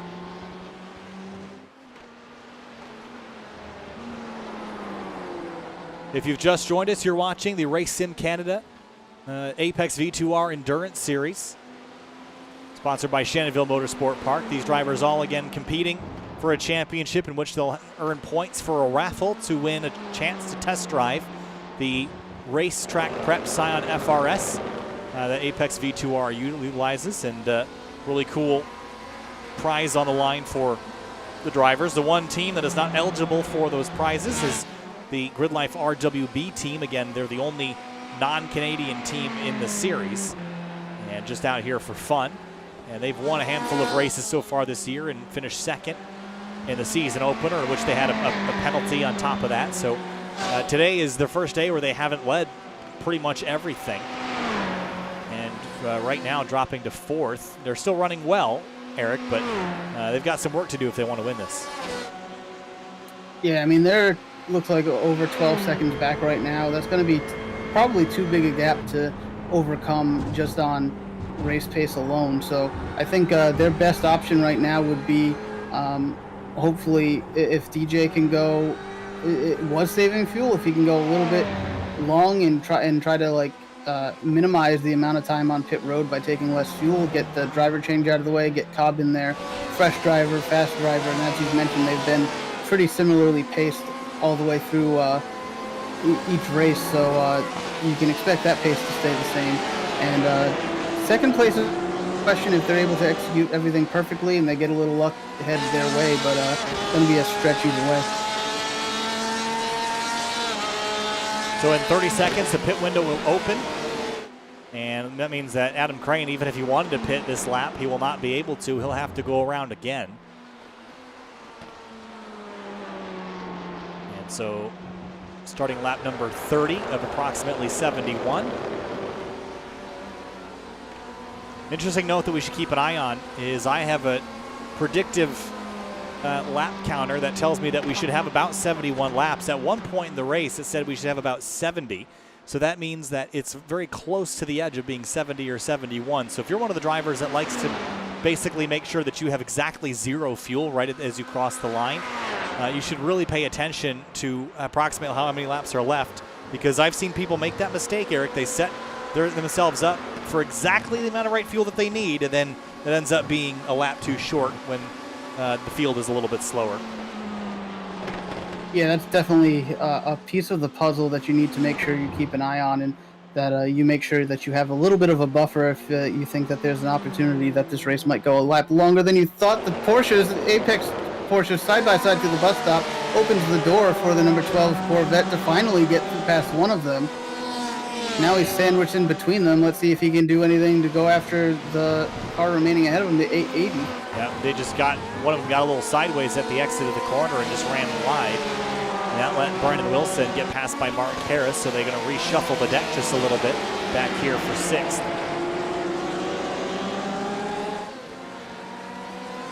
So that was not a bit of more excitement than those teammates probably wanted to have with each other, but ultimately they came out of it just fine. No contact, no issues otherwise. But finally the Corvette's been able to make his way past one of them. We'll see if he's able to get by the other one now, or if he falls under pressure from the 882 Porsche that's now sitting behind him. It's really only a matter of time, I think, from when drivers, even on the same team, get a little bit scrappy. And there was just a mistake there out of it. Whoa, big lock up there and a spin by the 880 of Emmett Savage in turn number 11. Get right back on the horse and get back rolling. But we've seen turn 11 catch a couple drivers off guard now. Here you go. The 2 mistakes from, oh, that looks like another incident of catching the grass on entry. And we see, and once again, mistakes are what lead to positional gains for the number 12 Corvette from Harris Fellows Racing. 10 points for Gryffindor on the slide there. That was really impressive as he comes through turn number 10, and that was Formula D worthy. Gathers it back up. You just saw how fast the steering snapped and tried to do his best to gather it back up, but it just got out of hand. And it falls to 7th. This pit window is open, and we have only had one driver come to pit lane so far in the race. It was Miguel Souza, and that was to fix crash damage. So no one has come yet for their pit stop and driver swap, and as we suspected, they'll probably run the timer out a little bit longer before they do that. There's Mike Brownrigg a little wide at the exit of turn 11, and Chris Jackson will go through. Yep, finally making another pass, trying to rebound from the couple mistakes that they've made so far on the race here for that car. But and they did serve a penalty, I believe, right? We saw that earlier. Yes, they did come down pit lane for a suspected drive-through penalty, I think based off the collision at the exit of the toe of the booth that caught up Miguel Souza. And at least I'm anticipating that to be the case. But they've gotten right back on the horse and continue to run, now in 13th place. And when Tony Klusterman drops into that car, he's going to have some work to do. Here's James Liebrecht in the number 207 Ferrari, chasing Mike Brownrigg.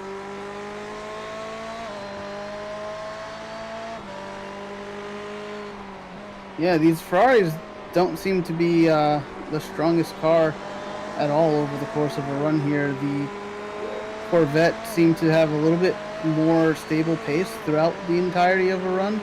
The Porsches seem to be pretty even as well, and it's just a matter of outright driver pace and setup that's created the gaps we see between the VRS Satellite Corvette out front and the cars behind them at the moment. And Adam Crane has been setting a pretty unbelievable pace. He's been in the 142s, mid 142s for almost the entire race and doesn't really show signs of slowing down.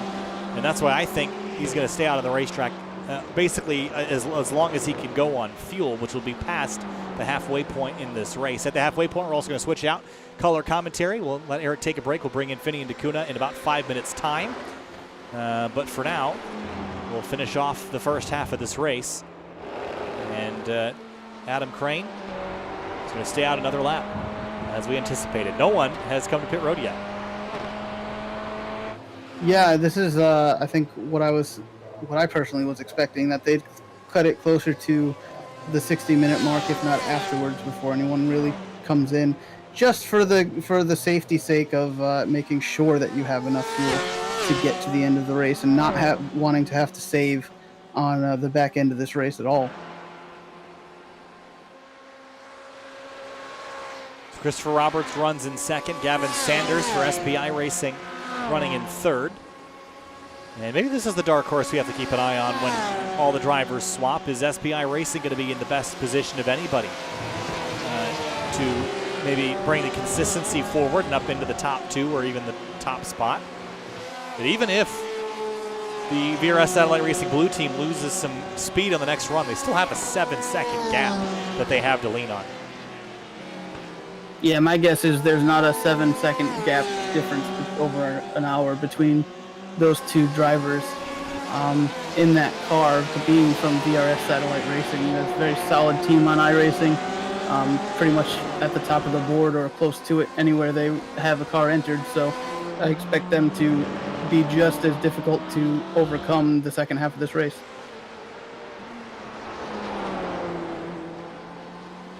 Rolling out at turn number 9 now and into the short chute, the short course that NASCAR runs here at the Glen. 613 Racing and James Liebrecht for Average J. They're side by side through turn 1 and give the spot to the 207 Ferrari. We'll see how this actually formulated. Down the front straightaway. This is actually a corner that you don't really see a lot of passing happen in here at iRacing, which is peculiar because you see a lot of passing here in the real world, but in iRacing, it doesn't really appear to be as amazing as a passing spot as it is in real life. But Liebrecht made it work, and he grabbed 14th place away.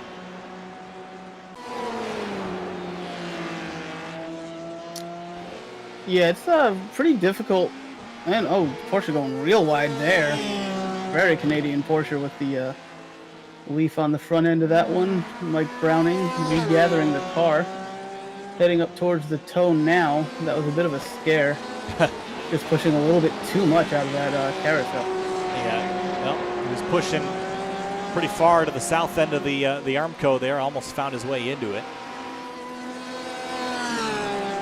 And with Adam Crane continuing to lead, that gap has begun to dwindle just a little bit, 6.5. Not that that's a significant gain by anybody, but keeping an eye on the pace. And whoa, Christopher Roberts pushes way out wide there, runs the rim at the exit of the corner. Trying to find any pace that he can have, but that costs him some time.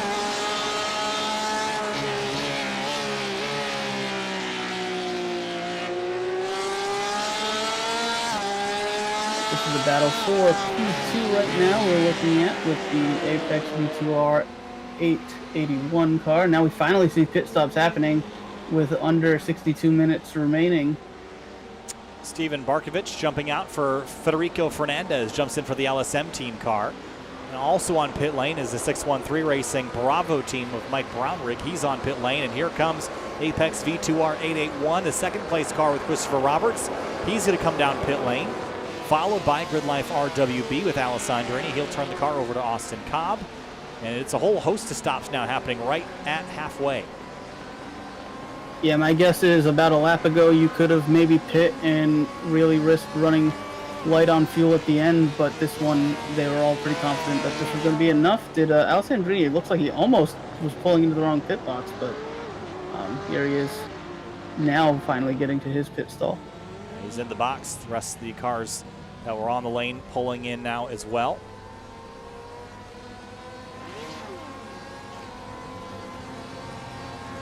And And now we were going to wait for Adam Crane to make his stop, and I wonder how much more he can go on fuel. You can make it to the end from here, as everyone has made it to the 1 hour mark.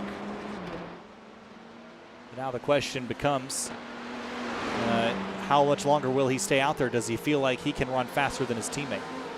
Well, if you're running lap times the way that he's been, I don't think you want to pit anytime too soon. You want to go as long as you possibly can at this rate and just continue to pump in those lap times. But we'll see. It's very likely he might just come in this time by now that they're going to be well past the 60-minute mark on the race.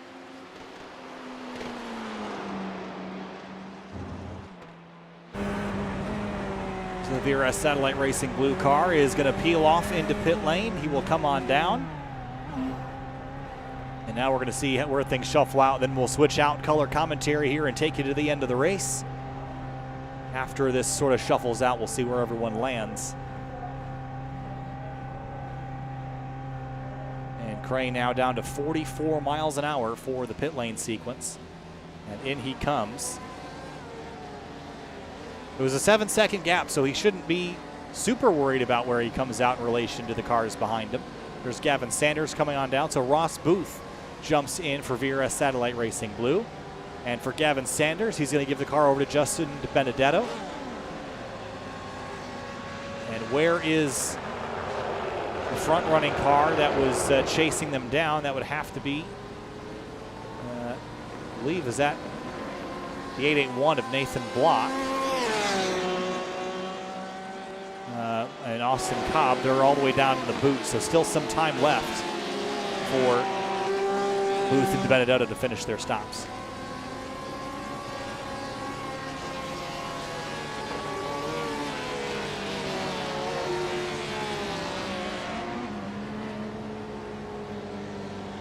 I think pretty much everybody has or is coming to complete their pit stops at this point of the race.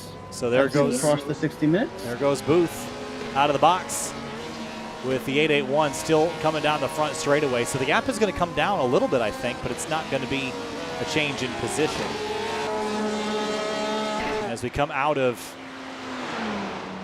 turn number, well, it's about eight seconds, so it made a gain just a little bit. With that, with 58 minutes to go, as long as Finney DeCuna is here, I see him lurking.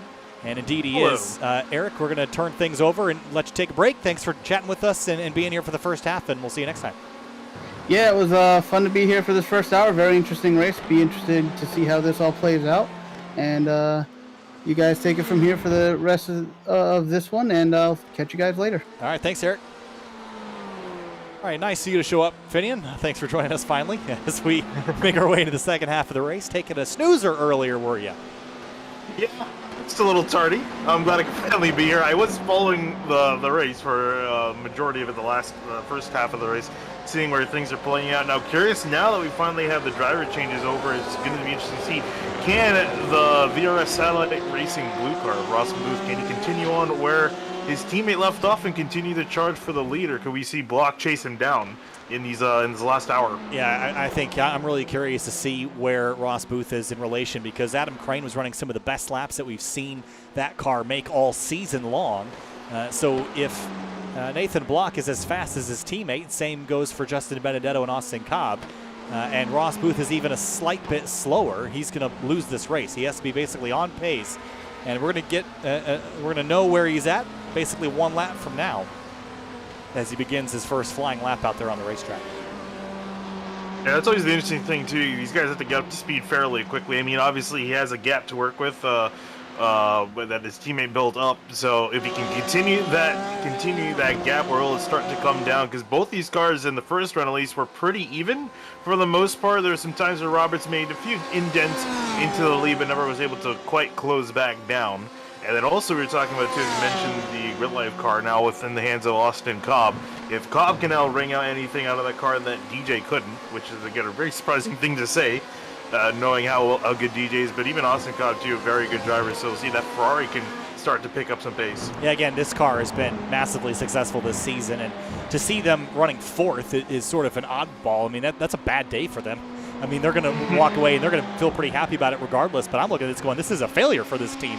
not in the overall picture, but in context compared to how fast they usually are, this is not what they're looking for. So I think there's still some gaps to be had, but already right out of the gate, Austin Cobb's last lap was a 1:42.7. The best lap that Alessandrini ran was a 1:42.6. So that tells me that Cobb, once he starts burning off the fuel, is going to be faster than Alessandrini was, which means that everybody else in front should be really, really afraid. Yeah, indeed, especially the next two cars, maybe even for the lead. Again, really going to depend on how fast Austin Cobb is in relative to the three guys up ahead. We can maybe chase all of them down. It's going to be a bit of a tall order, being 14 seconds, but still, you got an hour left. A lot of things can happen.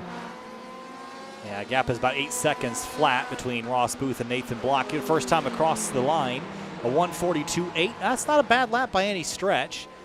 Nathan Block, I think, is running a little bit off pace from his teammate. That's a 1:43 flat, so 0.2 slower. So losing some ground now, but I think I'm more interested in running behind. DiBenedetto was a 1:44 flat that time, but Grid Life RWB matching the race leader, a 1:42.8. So over the course of the next 54 minutes, the hunted and the hunter are on it.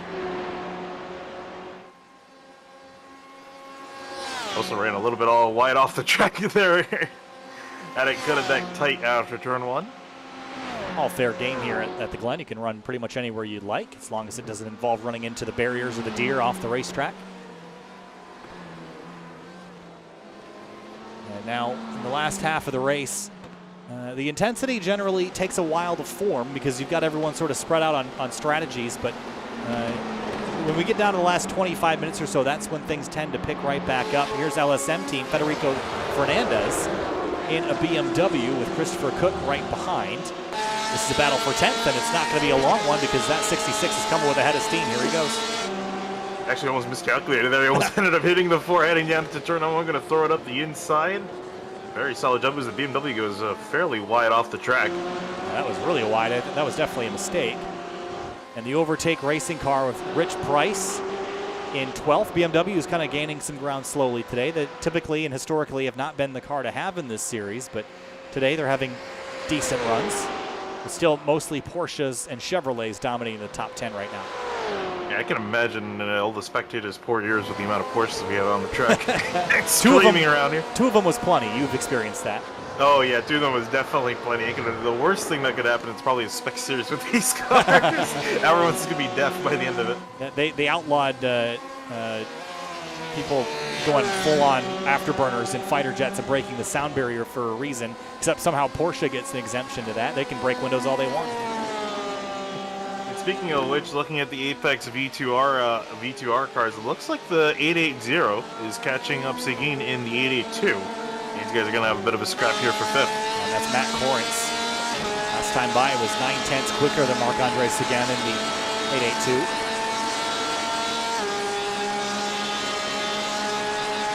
And Corrins definitely closing. And again, Corrins has some real-world racing experience. So, as you see, the teammate easily going to move over and let him have that. No reason to fight at this point in the race. But they're 13 seconds back from the Grid Life car, so not really sure how much they can actually make up in the grand scheme of things, but worth giving it a try. Yeah, especially considering that Grid Life car is also on the chart. It's actually closing in pretty quickly on DiBenedetto for the 3rd place position. And gap's now 1.3. It was around 2-3 seconds, just a lap or 2 ago. So Cobb's on a hurry up the charts, and we'll see if he can continue this pace. Yeah, you can see the gaps there as we head into the heel of the boot. And up front, Ross Booth continues to run laps that are fairly decent, but I should mention that they're not really as fast as we saw his teammate earlier. They are quicker than everyone else in relation to them other than Grid Life RWB, but slower than his teammate by about half a second a lap, which is fairly significant. I should also mention Grid Life RWB stands for red, white, and blue because they were real proud of being the only non-Canadian team in the series. Yeah, I was wondering even that the earlier race they did at Sebring, I was wondering what they are or WB. I guess that makes sense. Sure does. And that all they're missing is a couple bald eagles, and they should be running the Chevrolet, but or the Ford, because Murica. Oh yeah, I didn't realize we didn't have a Ford in this series. I mean, I guess that's accurate to real life. Yeah, well, I think the Ford is it takes so much finesse and so much setup work to be fast that nobody wanted to take that on because they knew it would be uncompetitive, which I don't blame anybody for.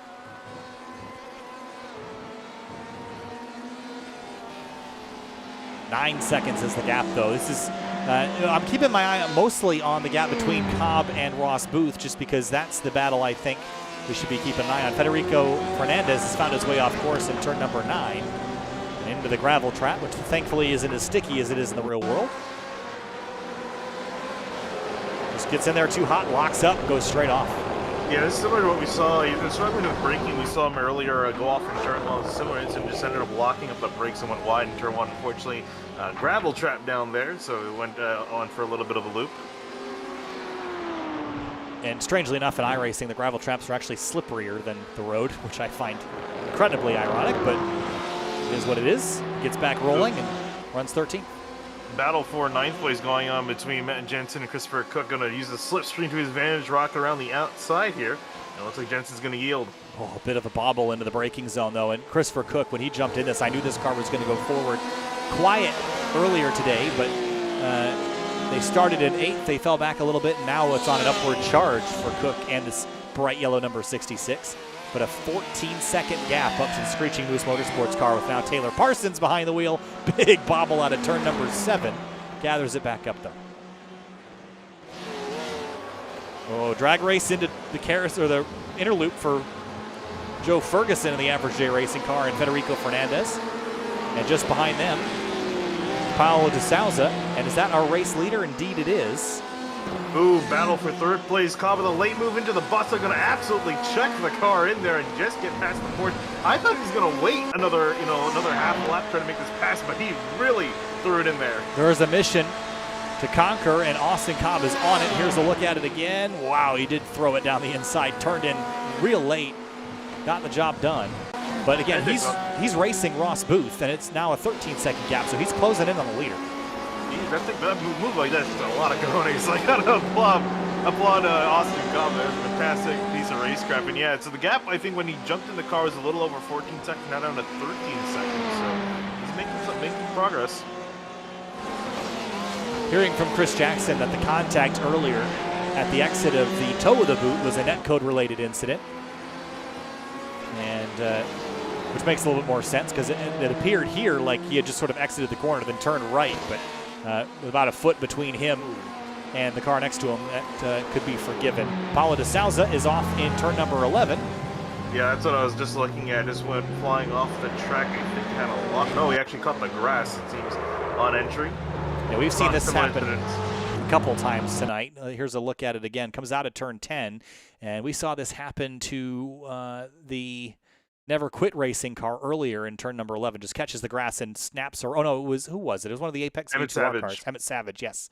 And slides and gets the wing into the tire barrier. That's a pretty heavy hit there. Yeah, he's going to continue out of the track. Hopefully he can continue the car going in the right direction. But for the most part, trying to take a look at his steering and seeing if that's okay. It seems to be okay, but definitely it's not going to be lacking a lot of straight line speed with that wing damage. Yeah, aerodynamic damage is pretty bad here in iRacing, so that's going to hurt unless they come down and repair that.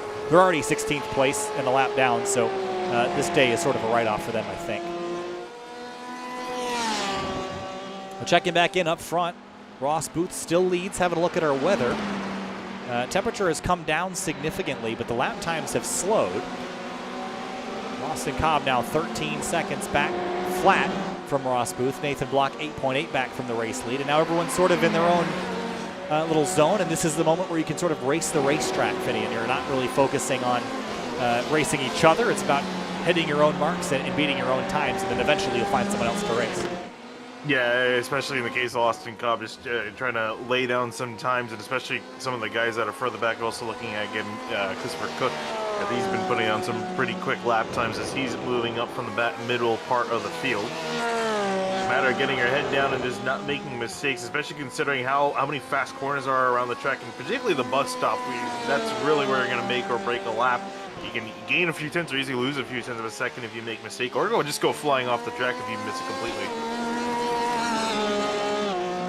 So Nathan Block still trying to run down Ross Booth, but getting nowhere, and he is losing time pretty significantly to Cobb in third. And Ross Booth, again, a new name to this VRS Satellite Racing Blue team, and really impressing. Again, not quite as fast as Adam Crane, but it looks like everybody else's times have sort of come down to earth as well. There was one moment in the race, everybody seemed like they were flying, and now it's sort of come back down to more pace I would expect for a long run in the low 143s. Yeah, I'd say the only one kind of sort of against the trend is Austin Cobb. I think that's the only car really seen get faster over, or at least maintain its pace from earlier on, and it seems to be helping him out quite a bit. Again, chasing down Nathan Block, but then Ross Booth, yeah, he's continuing a pretty solid pace, getting ahead of second, and managing that gap back to Austin Cobb in third. So he's getting the job done. I think that's really all he can ask for. We're gonna pull in DJ Alessandrini from the Grid Life RWB team. Hey, DJ, got a copy? Yeah, I'm here. I thought I'd pull you in to talk to you a little bit. Your teammate Austin Cobb is running very quickly right now, is the fastest car on the racetrack and running down both second and first. But talk to me about your stint earlier. You led the race for a little while, then sort of fell back into the pack, ended up pitting in fourth. Tell us about your run and what you think Austin can do here from third.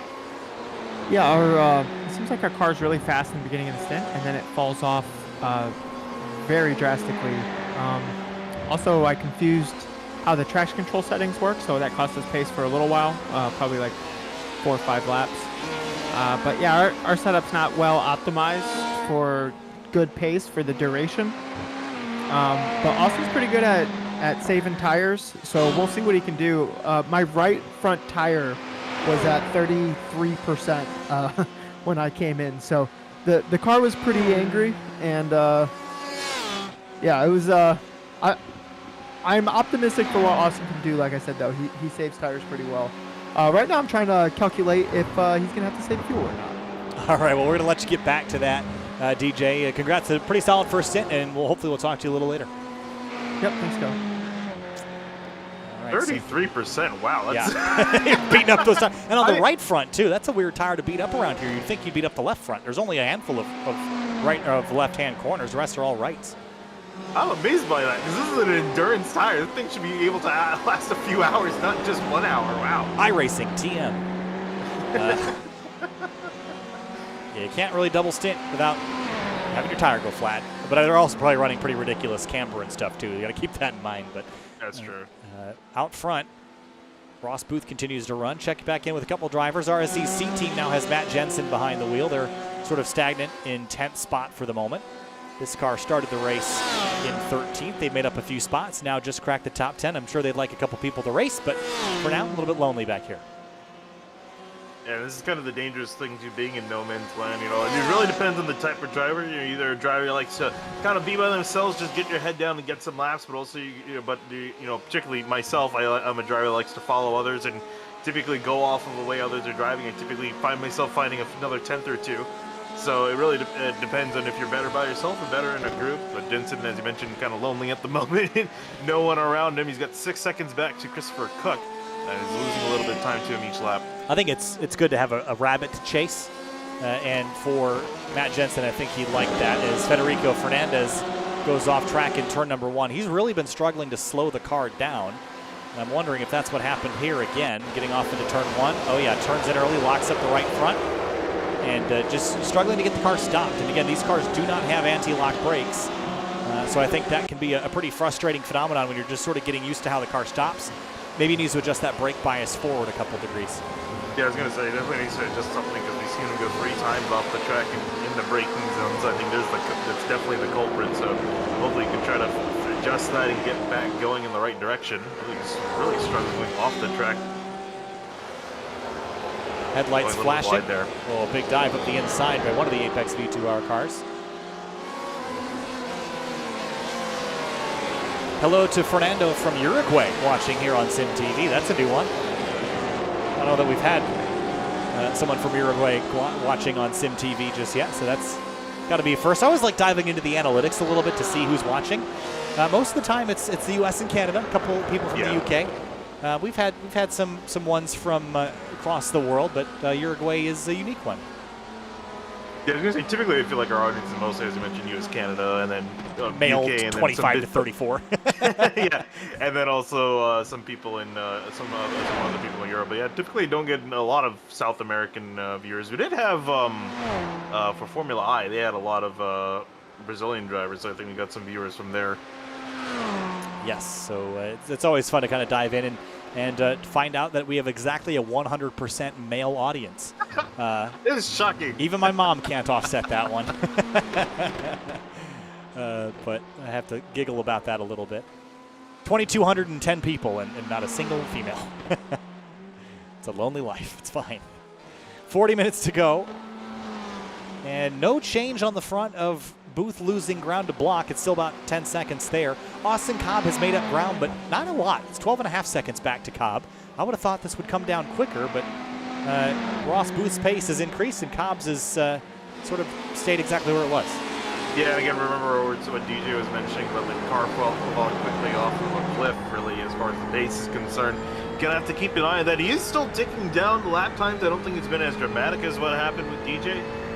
Where he's going to start slipping back. He's still making up time, especially to the car directly in front of him, Nathan Block in the 881. He's just up the road right there into exiting the boot. So I think he should be able to catch the second place guy, but as far as for the lead, it's going to be pretty tough to tell if you can try to chase him back down with 40 minutes remaining.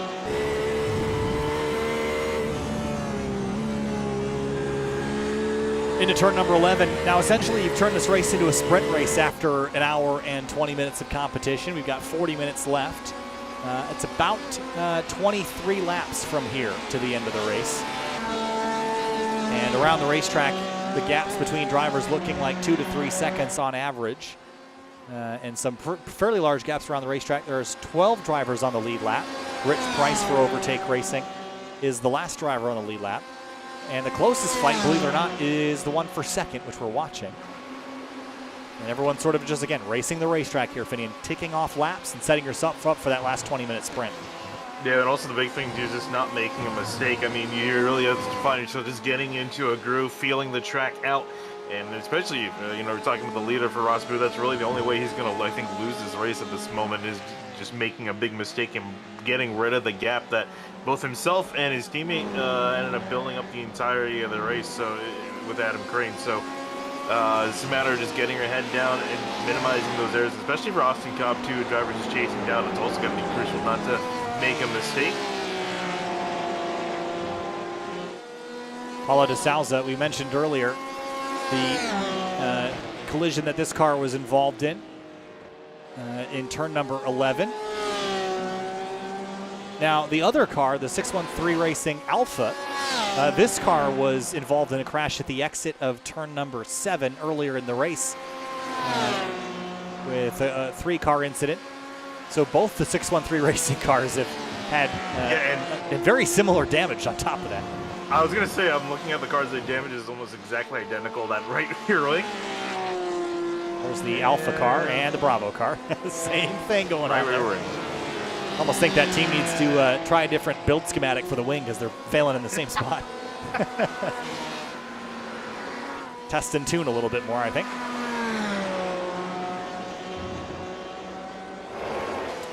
Always had a dream for a simulator that incorporated more than just racing, so you could have a virtual race team that you could design. Imagine iRacing, but for the Formula 1 car, you could have a team of people actually do the CAD for the car and everything, and actually build the car. That'd be pretty cool. That'll probably be iRacing 50, 70 years from now. Yeah. I mean, that'd be pretty cool, because you could design your own wing surfaces and that sort of thing, and I don't know, one can dream. I mean, I wouldn't do that. Most people probably wouldn't do that. That would be awesome. Just get to have people just sitting at home designing a car from scratch. Hey, Danielle jumping in here saying hi. Okay, so it's 99.9% male on Sim TV. Thanks for joining us, Danielle. Going back to iRacing's future, I always thought the coolest thing that they should incorporate is virtual reality corner worker as a spectator mode. So you could be a physical corner worker in virtual reality, and you could actually wave a flag. Yeah, that would be really awesome. That'd be really, really neat, and a fun little mini game that I would probably do just every once in a while for fun. And you could do manual full course cautions and that sort of thing. That'd be pretty cool. But again, things that I want but can never have. Add that to the list. Yeah, it was always a cool thing. You see this on the iRacing server, people just kind of sitting in the grandstands, just watching like a normal person, just kind of watching the cars go by. It's always a really cool thing to just kind of see stuff like that. I think that's definitely something that they should definitely look forward to, I guess, way down the line once they get a lot of their other Once they priorities, fix the especially entire rest of the simulator that is broken, then yes. Once we have new damage model on all the new cars and, you know, tracks that are not scanned in 2007, and that's someday. Someday now. Jason Roy in the not-so-serious Cookie Jar team car running in 14th place. They have the Event Matrix BMW. Peter Neely behind them on board at the BMW.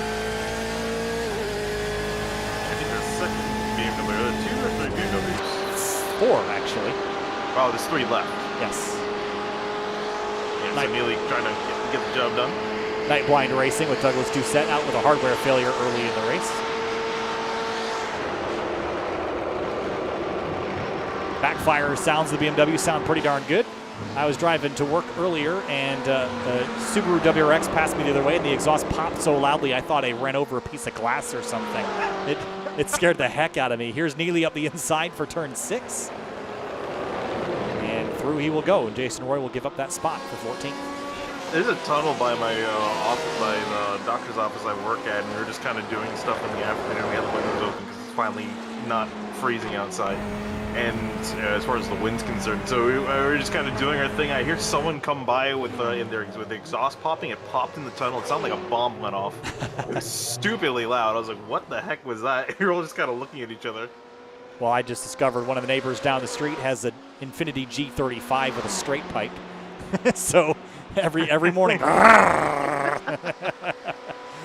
Oh man. Worst things to wake up to. No. You ever heard a G35 straight piped? I guess not. Yeah. Yep. It's not great. It's like shaking a coffee can full of coins. If you can imagine that. Well, for second place, Nathan Block is now defending from Austin Cobb. You can see that Ferrari big and blue in the mirror. And Cobb has made up another second on the race leader, Ross Booth. The gap from first to third is now 11.5 seconds between those two. Yeah, I think it might be one of those scenarios where, too little, too late. I think maybe there's another hour. I think probably Cobb could have had a decent shot, but he's slowly.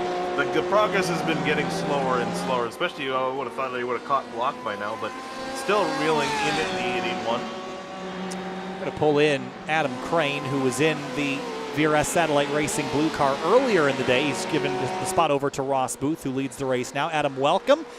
Pulled you away for a second. I wanted to chat about your stint so far. It looked like you just sort of set sail after you got by DJ Alessandrini early in the going and left with an 8-second lead. Now it's 10.3. How do you feel about your day so far? Feeling pretty good for sure. Wasn't sure how the first stint was going to go with our position. Was happy to get around a couple cars and end up behind DJ there for the first little bit of the stint. Didn't try to save, or just tried to save a little bit of fuel to make sure that we could go to the 35. And then once I was reasonably sure that I had enough pace that I could yard DJ, then decided for the overtake. And yeah, just been smooth sailing ever since. So looking at the gap between you and Nathan Block, that gap has actually grown, but overall to the third place car with Austin Cobb and for Grid Life RWB, that gap has been coming down a little bit. Is that giving you cause for concern, or do you feel pretty good about Ross Booth and his ability to take you all the way to the end? Definitely feel pretty good about the gap. Would prefer something in the double digits as far as seconds to P3 and Nathan. I'm not sure how much time Nathan's gonna Austin's gonna lose to Nathan fighting for P2. But definitely feel confident with Ross in the car. Had to pull a little bit from the bench from VRS Satellite Racing with Daniel Morad running the race at Mid-Ohio in IMSA, but definitely happy to have someone as skilled as Ross in the car. Well, I'd say that's a pretty good excuse to have your normal co-driver in an IMSA race. So best of luck to him today. And Ross Booth's doing a great job. So we'll let you get back to work and doing any calculations you got to do. But Adam, thanks for talking to us. We'll see you later. Awesome. Thanks a lot, guys. Thank you. Definitely a better excuse than falling asleep. Yes. You wouldn't know anything about that, would you? No, I wouldn't. Not at all. Of course not. Actually, that's a funny reason because normally, I would have Tom O'Gorman here commentating with me, but he's out instructing at NOLA Motorsports Park today. So we all got reasons that our A guys are out, and we got to pull in the B team, if you know what I mean. So half an hour to go here, 30 minutes and 45 seconds. And Nathan Block and Austin Cobb within a second here, and now the slipstream going to help Cobb pull in the rest of that gap. Yeah, good to see how aggressive Cobb's going to be. We saw him waste no time dealing with DiBenedetto. He threw it up the inside, heading into the bus stop. As aggressive on the back of Nathan Block. We'll have to see. Again, if he still thinks he's confident that he can try to chase down the VRS Satellite Racing blue car up in the top of the charts, or he's just going to kind of accept defeat here and just try to deal with Block up ahead.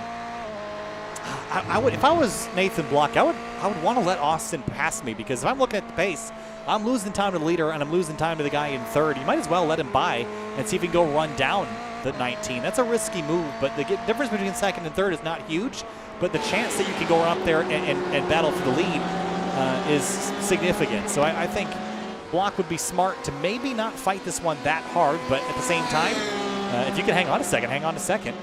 And as long as you're not going to completely kill any opportunity to move back forward. So we'll see what happens here, but I predict Austin's going to have to do a little bit of work here to get by the 881. Yeah, I think if there was more time in the race, I think Block probably would have been in more of that mindset. But I think with less than half an hour and dropping, I think he's going to try to keep Cobb in behind, especially considering how fast he is. So you get to see him now start to play defensive as Cobb's already up the back of that Porsche. Didn't get an amazing run onto the front straightaway now, so has to gear back up. You get the best run on this racetrack heading into the bus stop, but as we all know, that is a passing zone, but barely. You have to be pretty gutsy to do it. We've seen Cobb do it once or twice there already, so he's not afraid of it, but the Porsche is a pretty wide car, and it's not easy to get by those things down there in that narrow portion of the racetrack.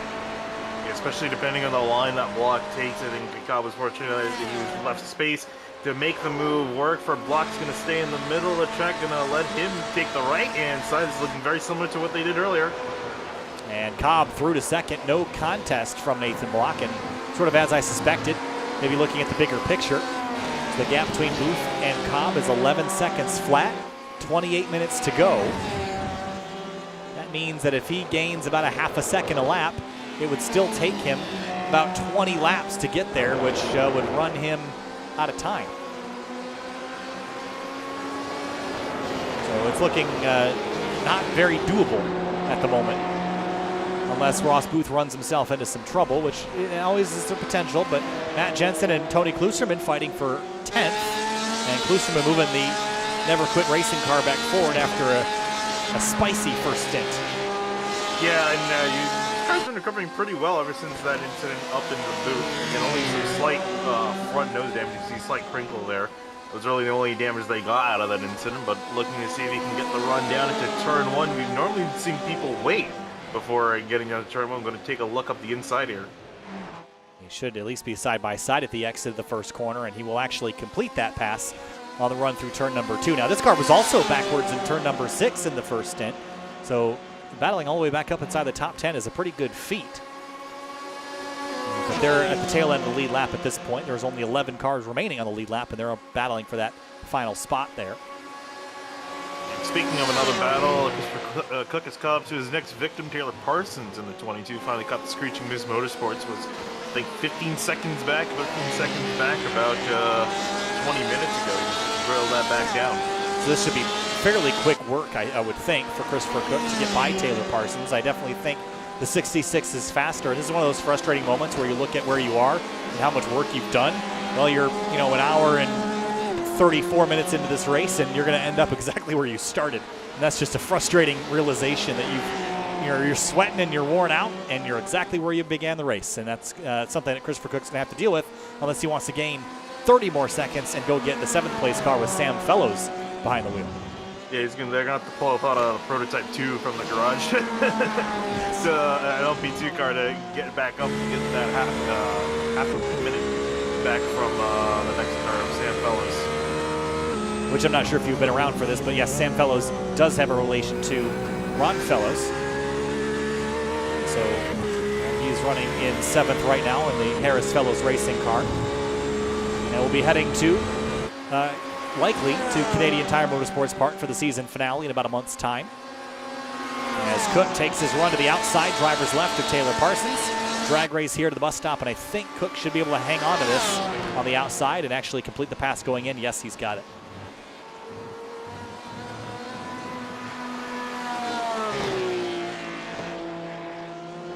So watching the gap come down, it's 10.8 now between the two race leaders. But it's only about a 1/10 of a second a lap. And at that rate, he's nowhere near catching Ross Booth. But there's some lap traffic coming up, and that could play a factor here. Always the potential for something to get out of hand and have Ross Booth have either a mistake or get caught up in someone else's mess. Yeah, lap cars are really always a tricky thing. You see many drivers on Sim TV over the years lose a race due to lap cars either just getting away or just straight up taking out the leader. So that's the one thing that Booth's got to just be a little bit careful. And it was funny with Crane saying that they pulled a driver from the bench. They jumped into the car. They picked a really good driver to pull out from the bench. Booth's been doing a fantastic job. Yeah, if their main driver's an IMSA driver, their bench can't. It's probably World Challenge America driver or something like that, or NASCAR. I don't think Ross Booth has any of those credentials, but certainly performing like it today. And right back on pace with where Adam Crane was in the first stint of the day. And a lot of that has to do with also the setup that they built, the consistency they have in this car. Seems like they could throw almost anybody in here and it would run just as good. I mean, it's been very, very on point, no matter who's been driving it. Also taking a look at Austin Cobb's last few laps, has been running fairly consistently fast, around 42.5 is the fastest that car has been all day. And that was indeed actually the fastest time set by that car was indeed by Austin Cobb. He's been putting consistent laps quick towards that, so the car's going as fast as it's probably going to go as he's trying to make up time. Yeah, and that time through, he gained 0.2 of a second, almost 0.3. 0.3. We'll round up for him. That's 10.5 seconds. That Ferrari vacuum cleaner turbo engine turned up to 9,000 as he climbs the hill. Yeah, the Ferrari definitely the least inspiring noise machine of all these things. They sound a little bit better in the real world than they do in the sim, but they're quiet and not very awe-inspiring in comparison to some of the other cars like the Porsche.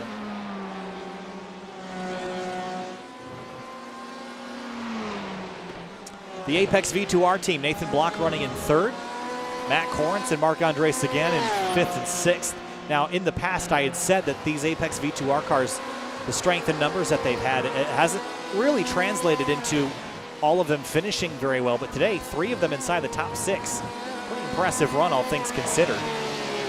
And I would say that given their running position, if they could hang on to that, that'd be a really solid day, at least in the points. Yeah, I hope he didn't just jinx it. Still got 23 minutes left, but yeah, just roll them running consistently up inside that top 6 and pretty much being there the entire run of the day. Yeah, you're right, they haven't really gone anywhere.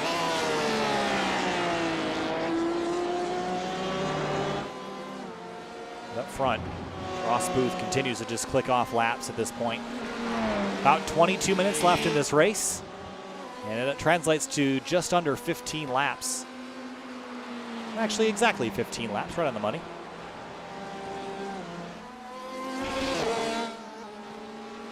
Just no mistakes out of this VRS Satellite Racing Blue car today. We just have not seen them make a misstep. And maybe to no one's surprise, but again, this is sort of a similar performance to what we saw out of the Grid Life team at the Nürburgring, where they just got out front and just never really looked back. Yeah, those were kind of really the best days as up in front, just really no drama, just get out, put a gap to everyone else, and then just really never look back.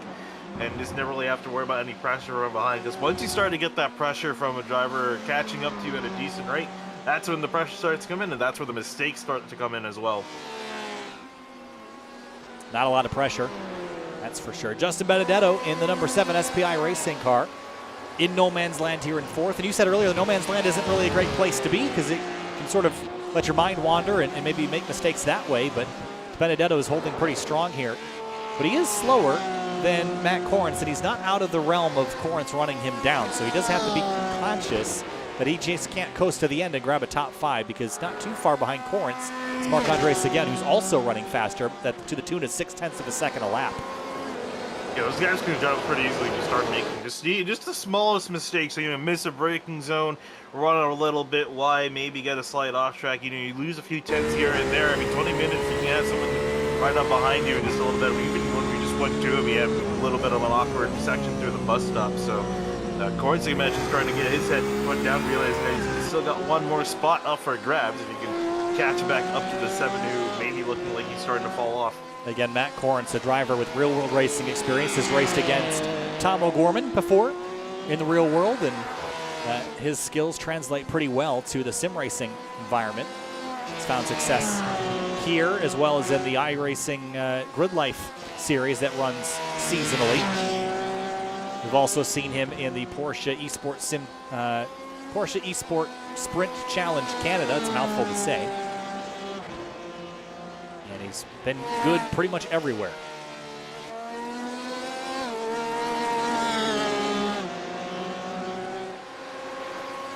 Well, this race has sort of played itself out just a little bit.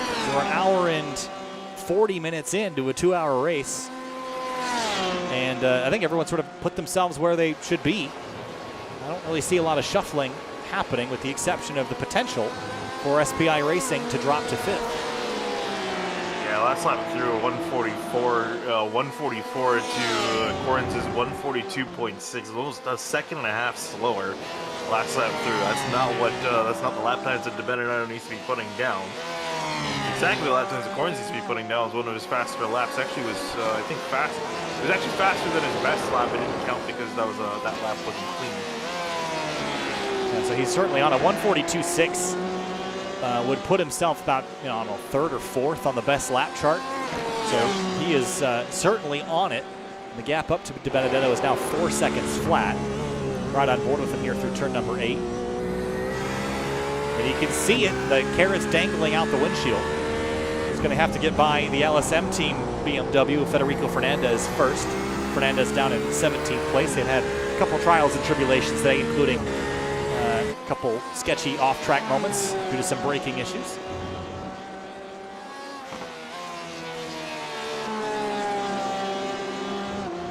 The track has cooled off to the tune of 15 degrees cooler than it was when we started the day.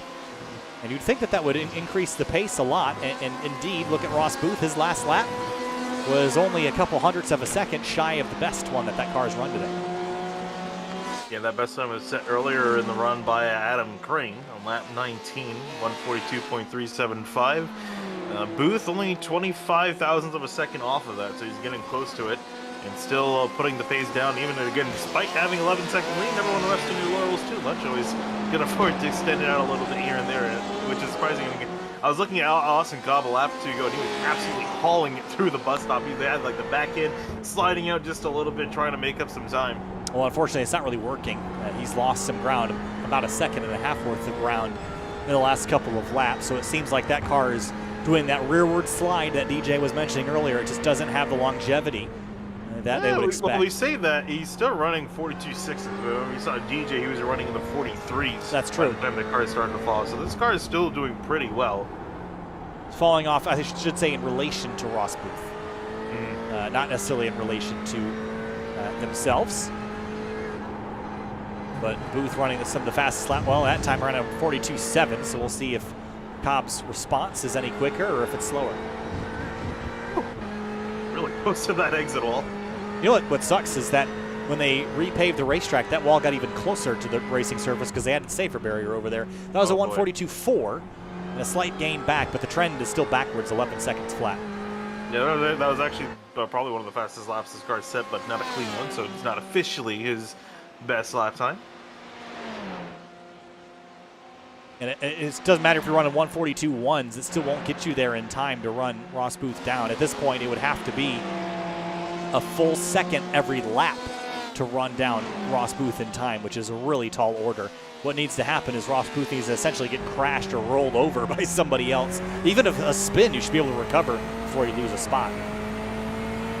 It really depends on how big of a mistake Booth makes, but I mean, we haven't seen I was talking about those small mistakes that some guys make. I haven't even seen that out of Booth at all. You haven't seen me go wide anywhere or, just exit wide out of a corner. He's been running very solid lap times, consistent lines, It's been so far so good. If you can keep it up for the next 15 minutes. Has some traffic to deal with, and again, this is getting challenging here. Now, this is probably the last car he'll have to deal with. This is Tony Kloosterman. But Kloosterman's running pretty well on pace, you know, high 142s. He's not going to be an easy car to pass unless he gives Ross Booth the spot. This could hold up Booth for just a moment and maybe shrink that gap just slightly, but Kloosterman's not slow. He's back here because of a couple of trials and tribulations earlier in the day, but if he was running up in the top, a little bit farther up the top 10, he could probably maintain about 4th or 5th spot based on the pace that he's running. Ooh, man, Ross Booth cut it close there with the grass-on corner exit.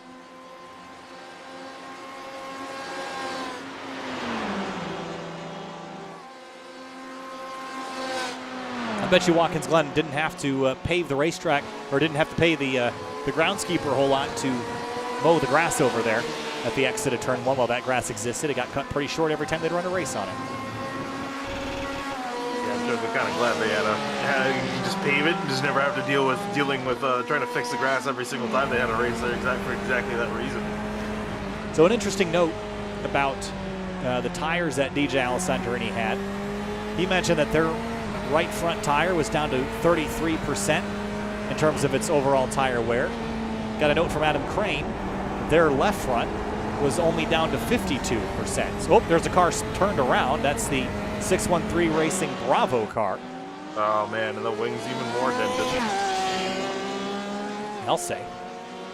Oh, this is a weird one. Oh, maybe not that weird.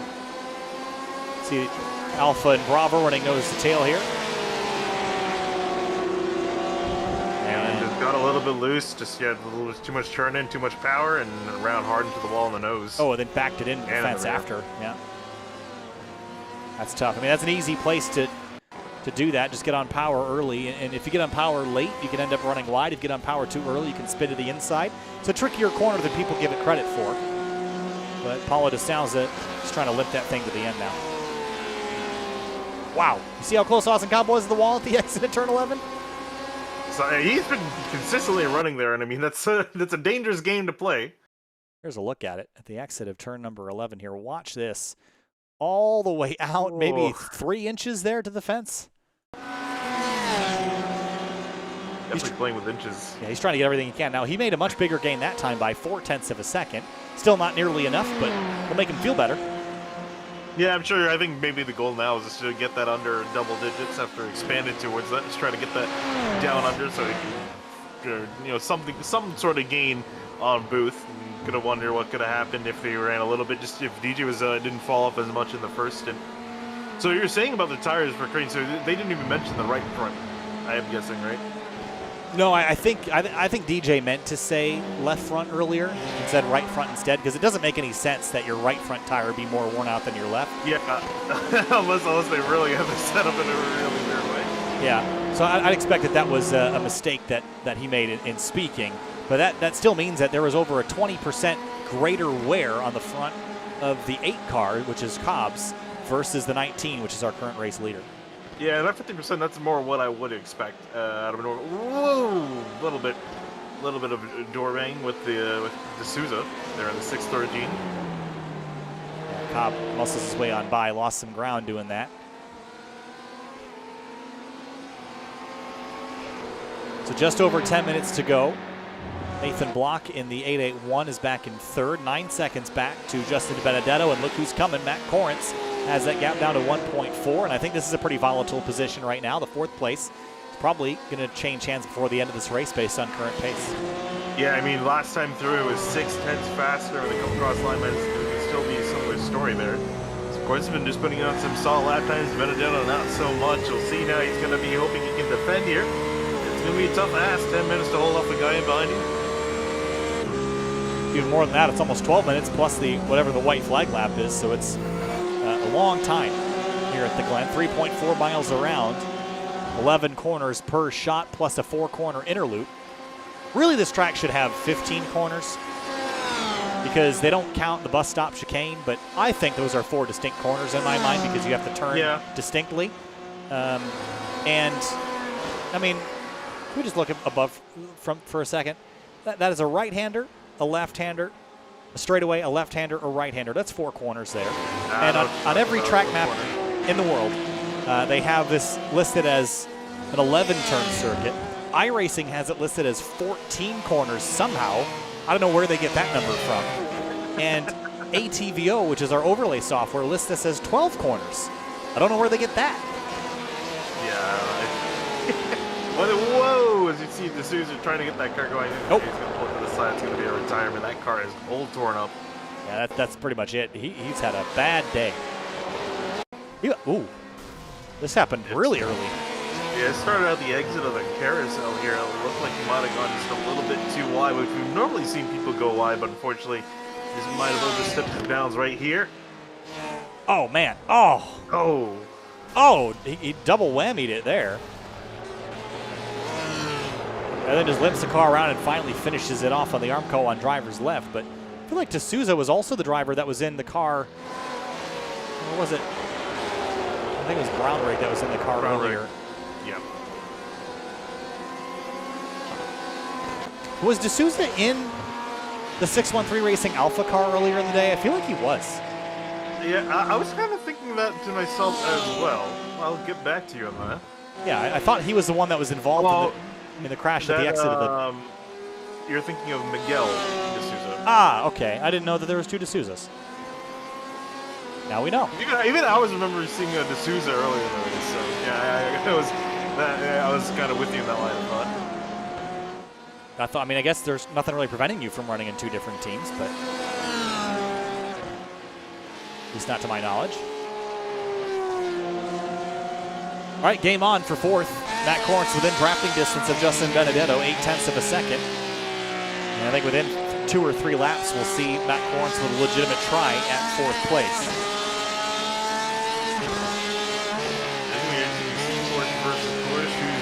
Going to be faster. I mean, obviously, Corns is faster at the moment, but, you know, we always say catching is one thing, passing is another. And if Benedetto's got anything, as far as defense is concerned, to keep Corns in behind for the remainder of this race. I mean, so far, so good. It looks like Corns has been he's kind of stalled out, closing in on the Benedetto. Yeah, I don't think anything's going to happen at the front here unless Ross Booth gets collected in a crash. He has been just remarkably consistent, as has Austin Cobb, but just not enough pace on top of the consistency to go run down Ross Booth. Nathan Block still 3rd, but for 4th place, this is the closest battle on the racetrack between these two, and they have 8 minutes and 25 seconds to deal with each other. It's about 6 laps worth of racing.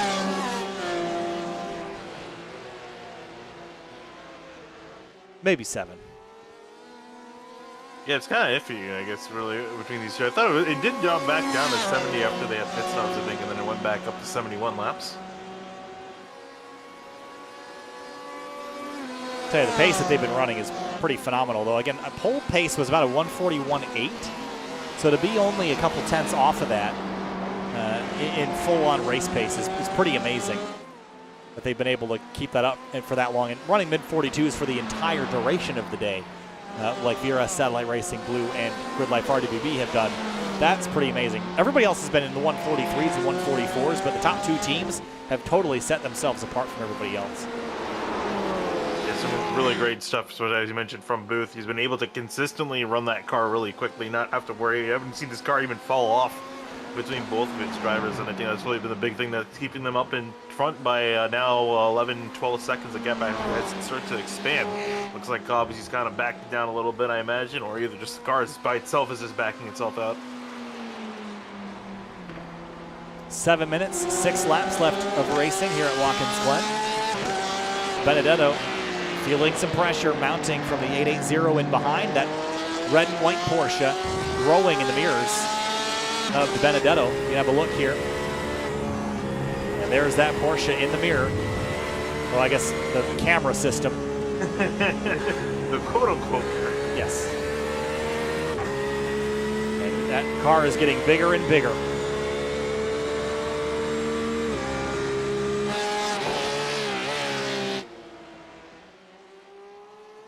Great run through turn 1 for Corns here. I don't know if he's going to be close enough to get that draft and use it into the bus stop, but I think definitely going to have a shot.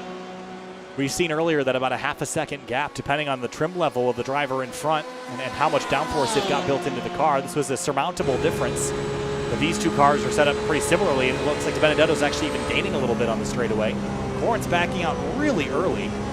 Yeah, I noticed he was backing out. He actually backed out into turn 1 before he got to the brakes. I mean, normally they get off the throttle, get on the brakes, but actually the car coast. So I'm curious if he's maybe trying to save some fuel. We heard that for Crane, or sorry, not for Crane, for DJ, they were kind of a little bit concerned with, just a little bit worried about the numbers. So I'm curious if Gordon's still trying to save some gas, maybe towards the end, maybe just a little bit short. Yeah, maybe. I mean, looking at the stints, there are only a handful of people that have less than 30 laps of running on their fuel tank. Cobb and Block and Marc-Andre Seguin to boot have all run 31 laps on their tanks. Everyone else has run either 30 or 29. So if Corrins is saving fuel and others are not, that makes me worried for either Corrins because they're calculating poorly, or for everybody else because they're all going to run out of gas. 5 laps to go as we come across the line. 5 minutes left on the timing and scoring. And it's now a 12-second gap. Ross Booth continues to run the quickest laps on the racetrack of anybody out there. Austin Cobb only about a tenth shy. You just wonder, had Cobb been right next to Booth as he came out of the pits, this would probably look like a different race, but without having the rabbit and the draft, it just sort of got left behind. Yeah, and I think honestly if they were, neck and neck coming out of the pits, I think Cobb would have been faster. He made up that gap. Obviously now it's slowly fading down, but I think it's more to him just backing out, bringing the car home in one piece. There's not really much point in pushing. But yeah, I think Cobb probably could have had Booth, but obviously again that really solid gap that was built up by Adam Crane early on, and then Booth just continuing and expanding on it slowly. There's been a fairly good combination of drivers up near the top, and just again also just no mistakes out of that camp as well. Back to Justin Benedetto and Matt Corrins. This is as close as it's been. 0.4 of a second on the run down into turn 6. But Corrins is running out of time here. He hasn't really shown enough pace to go actually past Benedetto, as you said. Passing's a totally different tactic than getting to a driver, and now the hard part happens. Yeah, I'm just trying to take a look at Corrins' saving, and it looks like he's still kind of getting off throttle a little earlier than you would expect here. I'm a little curious if he's trying to just save a little bit and then push the last lap. That's a tough thing to do. He's trying to put all your, bet all your eggs in, on the last lap. As he's trying to push the, I know I said that Is that wrong. the saying? You're gonna bet all your eggs. All right, I'll make sure when I do my egg bartering tactics, I'll make sure to remember that one. Oh man, that's good. Don't want to put all your eggs in one basket, I think is what you were trying to go for. I made a mistake. I'm like, I'm just gonna stick with it. Just make sure to bet all your eggs, all your bargaining chips. As you see, the Benedetto go off the track. He's going to try to get back on, but lost a ton of time in turn 1.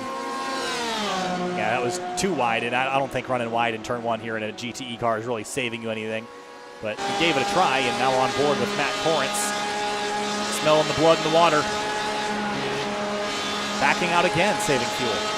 Yeah, so I'm curious if he's in a situation where he can even try to get back, because obviously this is helping him out, staying in behind Benedetto trying to get the draft. But you gotta imagine at some point he's going to want to try to get past. Well, he and Benedetto are on the same strategy. It came in on exactly the same lap, so I'm just wondering why Corrins is saving so much, and we haven't seen Benedetto do any of that.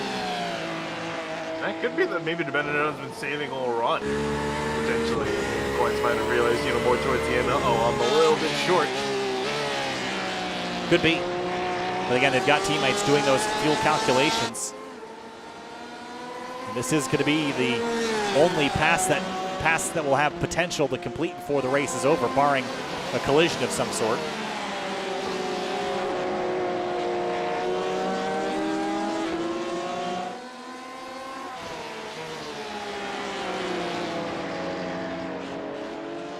How many laps do you need to do this? I mean, to pass to Benedetto, you just need 1 lap, or do you need 2? Because we have 2 to go next time, not this time, but next time by for this group. Actually, no, this will be 2 laps to go. So you've got 2 laps left if you're Matt Corrins. Better get up and boogie.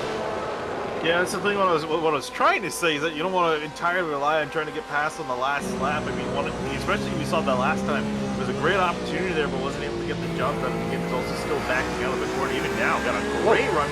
Oh. Benedetto moves over. He pulls in the line. I wonder if he looked down at the fuel gauge and panicked. I mean, that could have definitely been what we were talking about. We weren't sure if the Benedetto was good or not. He definitely might not. That could have been the reason why. So maybe he's trying to get the draft off the cords. But if either driver's trying to draft off of each other, they might have to be a little bit worried in the lapse time. Yeah, that could be an oopsie, but he just backed out of it as soon as they got to the exit of turn 1. Well, that pass is complete. Meanwhile, up front, Ross Booth and Austin Cobb running nose, well, I was going to say nose to tail. They're about 13 seconds apart, nose to tail. I think I also just heard the Benedetto try to clutch it. That's not going to do you a whole lot of good. Usually coasting in gear will, I mean, when you put the clutch in, the car has to feed itself fuel in neutral. When you just coast, otherwise you're in a good spot. White flag in the air. One more time around here at Watkins Glen. And right now it's Ross Booth quietly leading this race. Wow, through turn 1. He has not looked back and is out front by 13 seconds. Yeah, now it's about just making it back to the line of one piece, which was really the goal the entire time. So he's been putting down some very solid left turns, not even lifted. They haven't even seen that gap dip back down into the double digits. He's been out there flying and has never had a chance to quite look back. He looked back at what remained of De Benedetto trying to catch back pit track. Of course, no, he's going to even pull into the pits. That's going to suck. Wow, and they didn't. You could tell he didn't realize that until he came back around. And like I said earlier, do you remember? I'm not sure if you were around when I said this, but the race distance in terms of estimated laps was fluctuating between 70 and 71 laps. When Ross Booth took the white flag, there was 18 seconds left. So there was an 18-second margin of whether or not we were going to run 71 versus 70 laps. And if you did your calculations for 70, you just got burned. And I think a lot of drivers are going to have that realization here on this final lap. Like, uh-oh, we calculated for 70, now we have an extra lap. Yeah, it looks like for De Benedetto, luckily they had a big enough gap. He's not even going to lose one more position. Lost that position to Corinth, but he's going to still stay ahead of Sam Fellows, it seems. Well, for Ross Booth in the number 19, pinch hitting for Daniel Morad, who this afternoon is competing in the IMSA race at Mid-Ohio. Ross Booth gets up off the bench and steps up to the plate, and he will deliver a home run for VRS Satellite Racing Blue alongside Adam Crane. And the red and blue Corvette for VRS Satellite Racing Blue wins at Watkins Glen.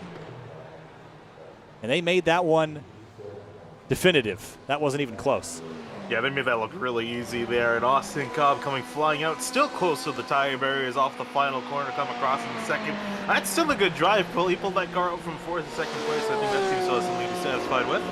Nathan Block in the 881 comes on through and will take one of the Apex V2R cars to podium and will finish in third. Matt Corrence in the number 880 passes Justin Benedetto in the closing moments, and he will come home in fourth place. And Justin Benedetto, with all the dramas in the late going, he came back out on the racetrack essentially where he was. He had such a big lead on sixth place Sam Fellows that he will actually come home still inside the top 5, which is very lucky. Yeah, that is extremely lucky. Good thing he realized it beforehand and just made the decision to just come into the pits instead of trying to risk running out of fuel. So bring that car home in the final car in the top 5.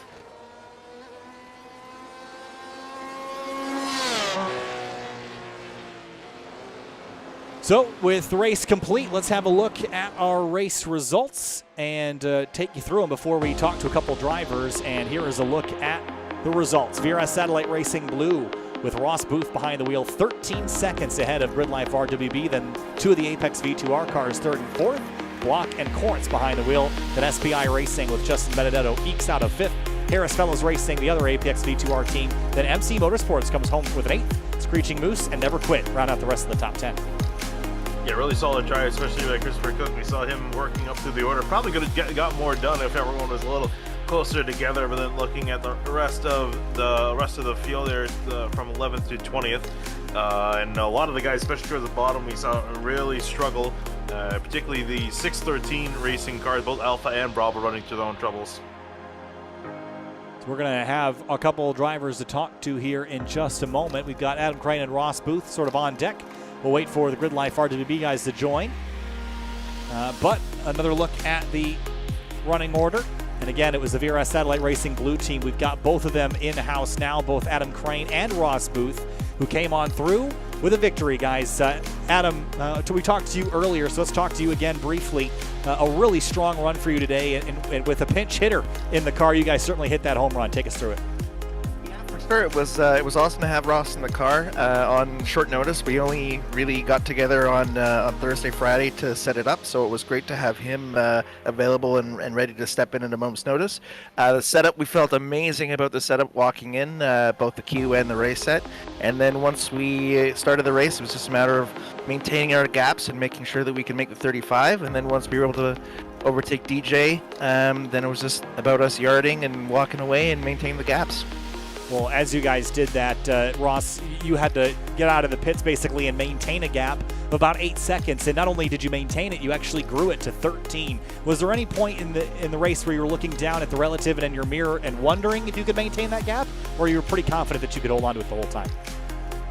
Well, Adam was rifling off lap times to me, and we're just trying to manage the gap the whole race, and it just fell into our lap that I was able to put a couple more seconds on him, but I was just driving as consistent as I could be and just trying to bring home the win for Adam and VRS Satellite Racing. It was a really solid run for you guys. Enjoy that win. We have one more round left in about a month's time, probably at Canadian Tire Motorsports Park. We'll wish you guys the best of luck and see if you can repeat and win in round number 5. Thanks a lot, guys. Thank you. Move on now to our third place team of the day. That would have been Nathan Block and Christopher Roberts that got the job done. We'll talk to Chris Roberts first. He was the first driver in the car. Chris, today you guys had the Apex V2R 881 car and a really strong opening stint, and from there you guys just maintained. Take us through your day. Yeah, I was well. First, I was really excited to run with my Apex V2R teammate Nathan on this race. We had pace. I think we proved it up front, but we didn't have a draft for the entire first stint. So what we found out was we were going to be about a lap short of fuel, and Nathan brought it home and did exactly what we needed to do. A strong run for you, Chris. Nathan, you just managed to get out there and just maintain for the rest of the race, and couldn't quite run down Austin Cobb, but some forward progress for you guys. That 881. Take us through your half of the race. Well, pretty much ever since, I did about 1 or 2 laps where I could just go all out. But other than that, it was fuel save the entire race. For me anyway. So when I saw Austin catch up, it was, I know how quick he is. I know how fast he is. So it was just a case of let's try and keep him there when he catches me, because I know he's gonna. And just fuel save as much as I can, try and use his toe. We were trying to get an extra lap of fuel in the bag and hopefully go and strike him at the end, but it wasn't meant to be. Either way, I'm not disappointed with third after that. It was very stressful. Fuel saving's always been a strong point for mine, so it was probably good timing that I was in the car when I was to do what I needed to. Well, certainly a really strong run for you guys for the Apex V2R 881 team. Thanks for talking to us, guys, and best of luck to you in the season finale in about a month. Thanks, guys. Yeah. Thank you. Thank you very much. Move on now to Austin Cobb and DJ Alessandrini for Grid Life RWB. Wasn't a win today, guys, but we'll start with you, DJ. Certainly not a bad run by any stretch. Second place, 13 seconds back, though. What'd you guys need to go up there and beat VRS? Man, I'm not entirely sure. Those guys were just so fast today. I think Austin and I just needed probably more me, because Austin's pace was lights out. Probably needed to not be so busy with other things that aren't iRacing. I definitely felt like I was off pace, and normally you can figure out why, and today I just couldn't figure out why. I just kind of lost the feel for it a little bit. Well, Austin, once you jumped in the car, it seemed like there was some pace to be gained, and you gained it. But at a certain point, about halfway through the run, it seemed like Ross Booth was just becoming a fight that you couldn't quite tackle, and that gap began to stretch out again. Anything that you could have done more, or do you feel like it was sort of something that you just had to give up for today? I think we did everything we could. I mean, our car, the Ferrari, from what I'm noticing, is really strong in maybe the first quarter to third of the run. And then it kind of falls off, and then from all my experience in the RSR, I have no experience in the Corvette, but the cars have different strengths and weaknesses, and I think maybe the Corvette comes on stronger in the second half, where the Ferrari, you're just kind of trying to stop the bleeding. So that's all I was doing after seeing DJ stint. He was having some trouble with the car in that middle half. Tires were a little beat up. It just wasn't doing what he wanted it to do anymore. So I just kind of had a target pace and kept trying to hold it to avoid overdriving the tires. So that's all I did, all I had. And once I saw the gap wasn't coming down anymore, just kind of had to be happy with second and hang in there. Not a bad day. That quali lap, though, that was a flyer. I had the shakes after that lap. That was a really good lap, a 141.8 for pole. That was pretty phenomenal, DJ. Congrats, guys. We'll see you at the next one in a month at Canadian Tire Motorsports Park. We'll see you there. Thanks, guys. Awesome. Thanks, Kyle. All right, Finny, wrapping things up here tonight from the Race Sim Canada Canadian Endurance Series by Apex V2R in Shannonville Motorsports Park. Another competitive race as we're used to seeing here, but this time VRS Satellite Racing Blue could not be stopped. Yeah, that was a dominant performance in every which way you look at it. That team didn't make a single mistake, at least on what I've seen since their giant flag. So they did a fantastic job. Absolutely deserved the win. No one else was able to touch them. Grid Life, the other Apex guys, they tried, and unfortunately weren't able to succeed. That's going to do it for us here today from Sim TV. We'll catch you in about a month for the season finale. Again, there is a fan vote for the last race of the season. I think right now Canadian Tire Motorsports Park is winning that vote, and hopefully we'll see you there in 1 month time. Thanks for watching here on Sim TV, the Race Sim Canada Canadian Endurance Series. Congratulations to VRS Satellite Racing Blue, Grid Life RWB, and Apex V2R 881 for their podium finishes today from Watkins Glen. I'm Kyle Heyer with Vinny DeCuna, and thanks again to Eric Mickey for jumping in. We'll see you next time here on Sim TV.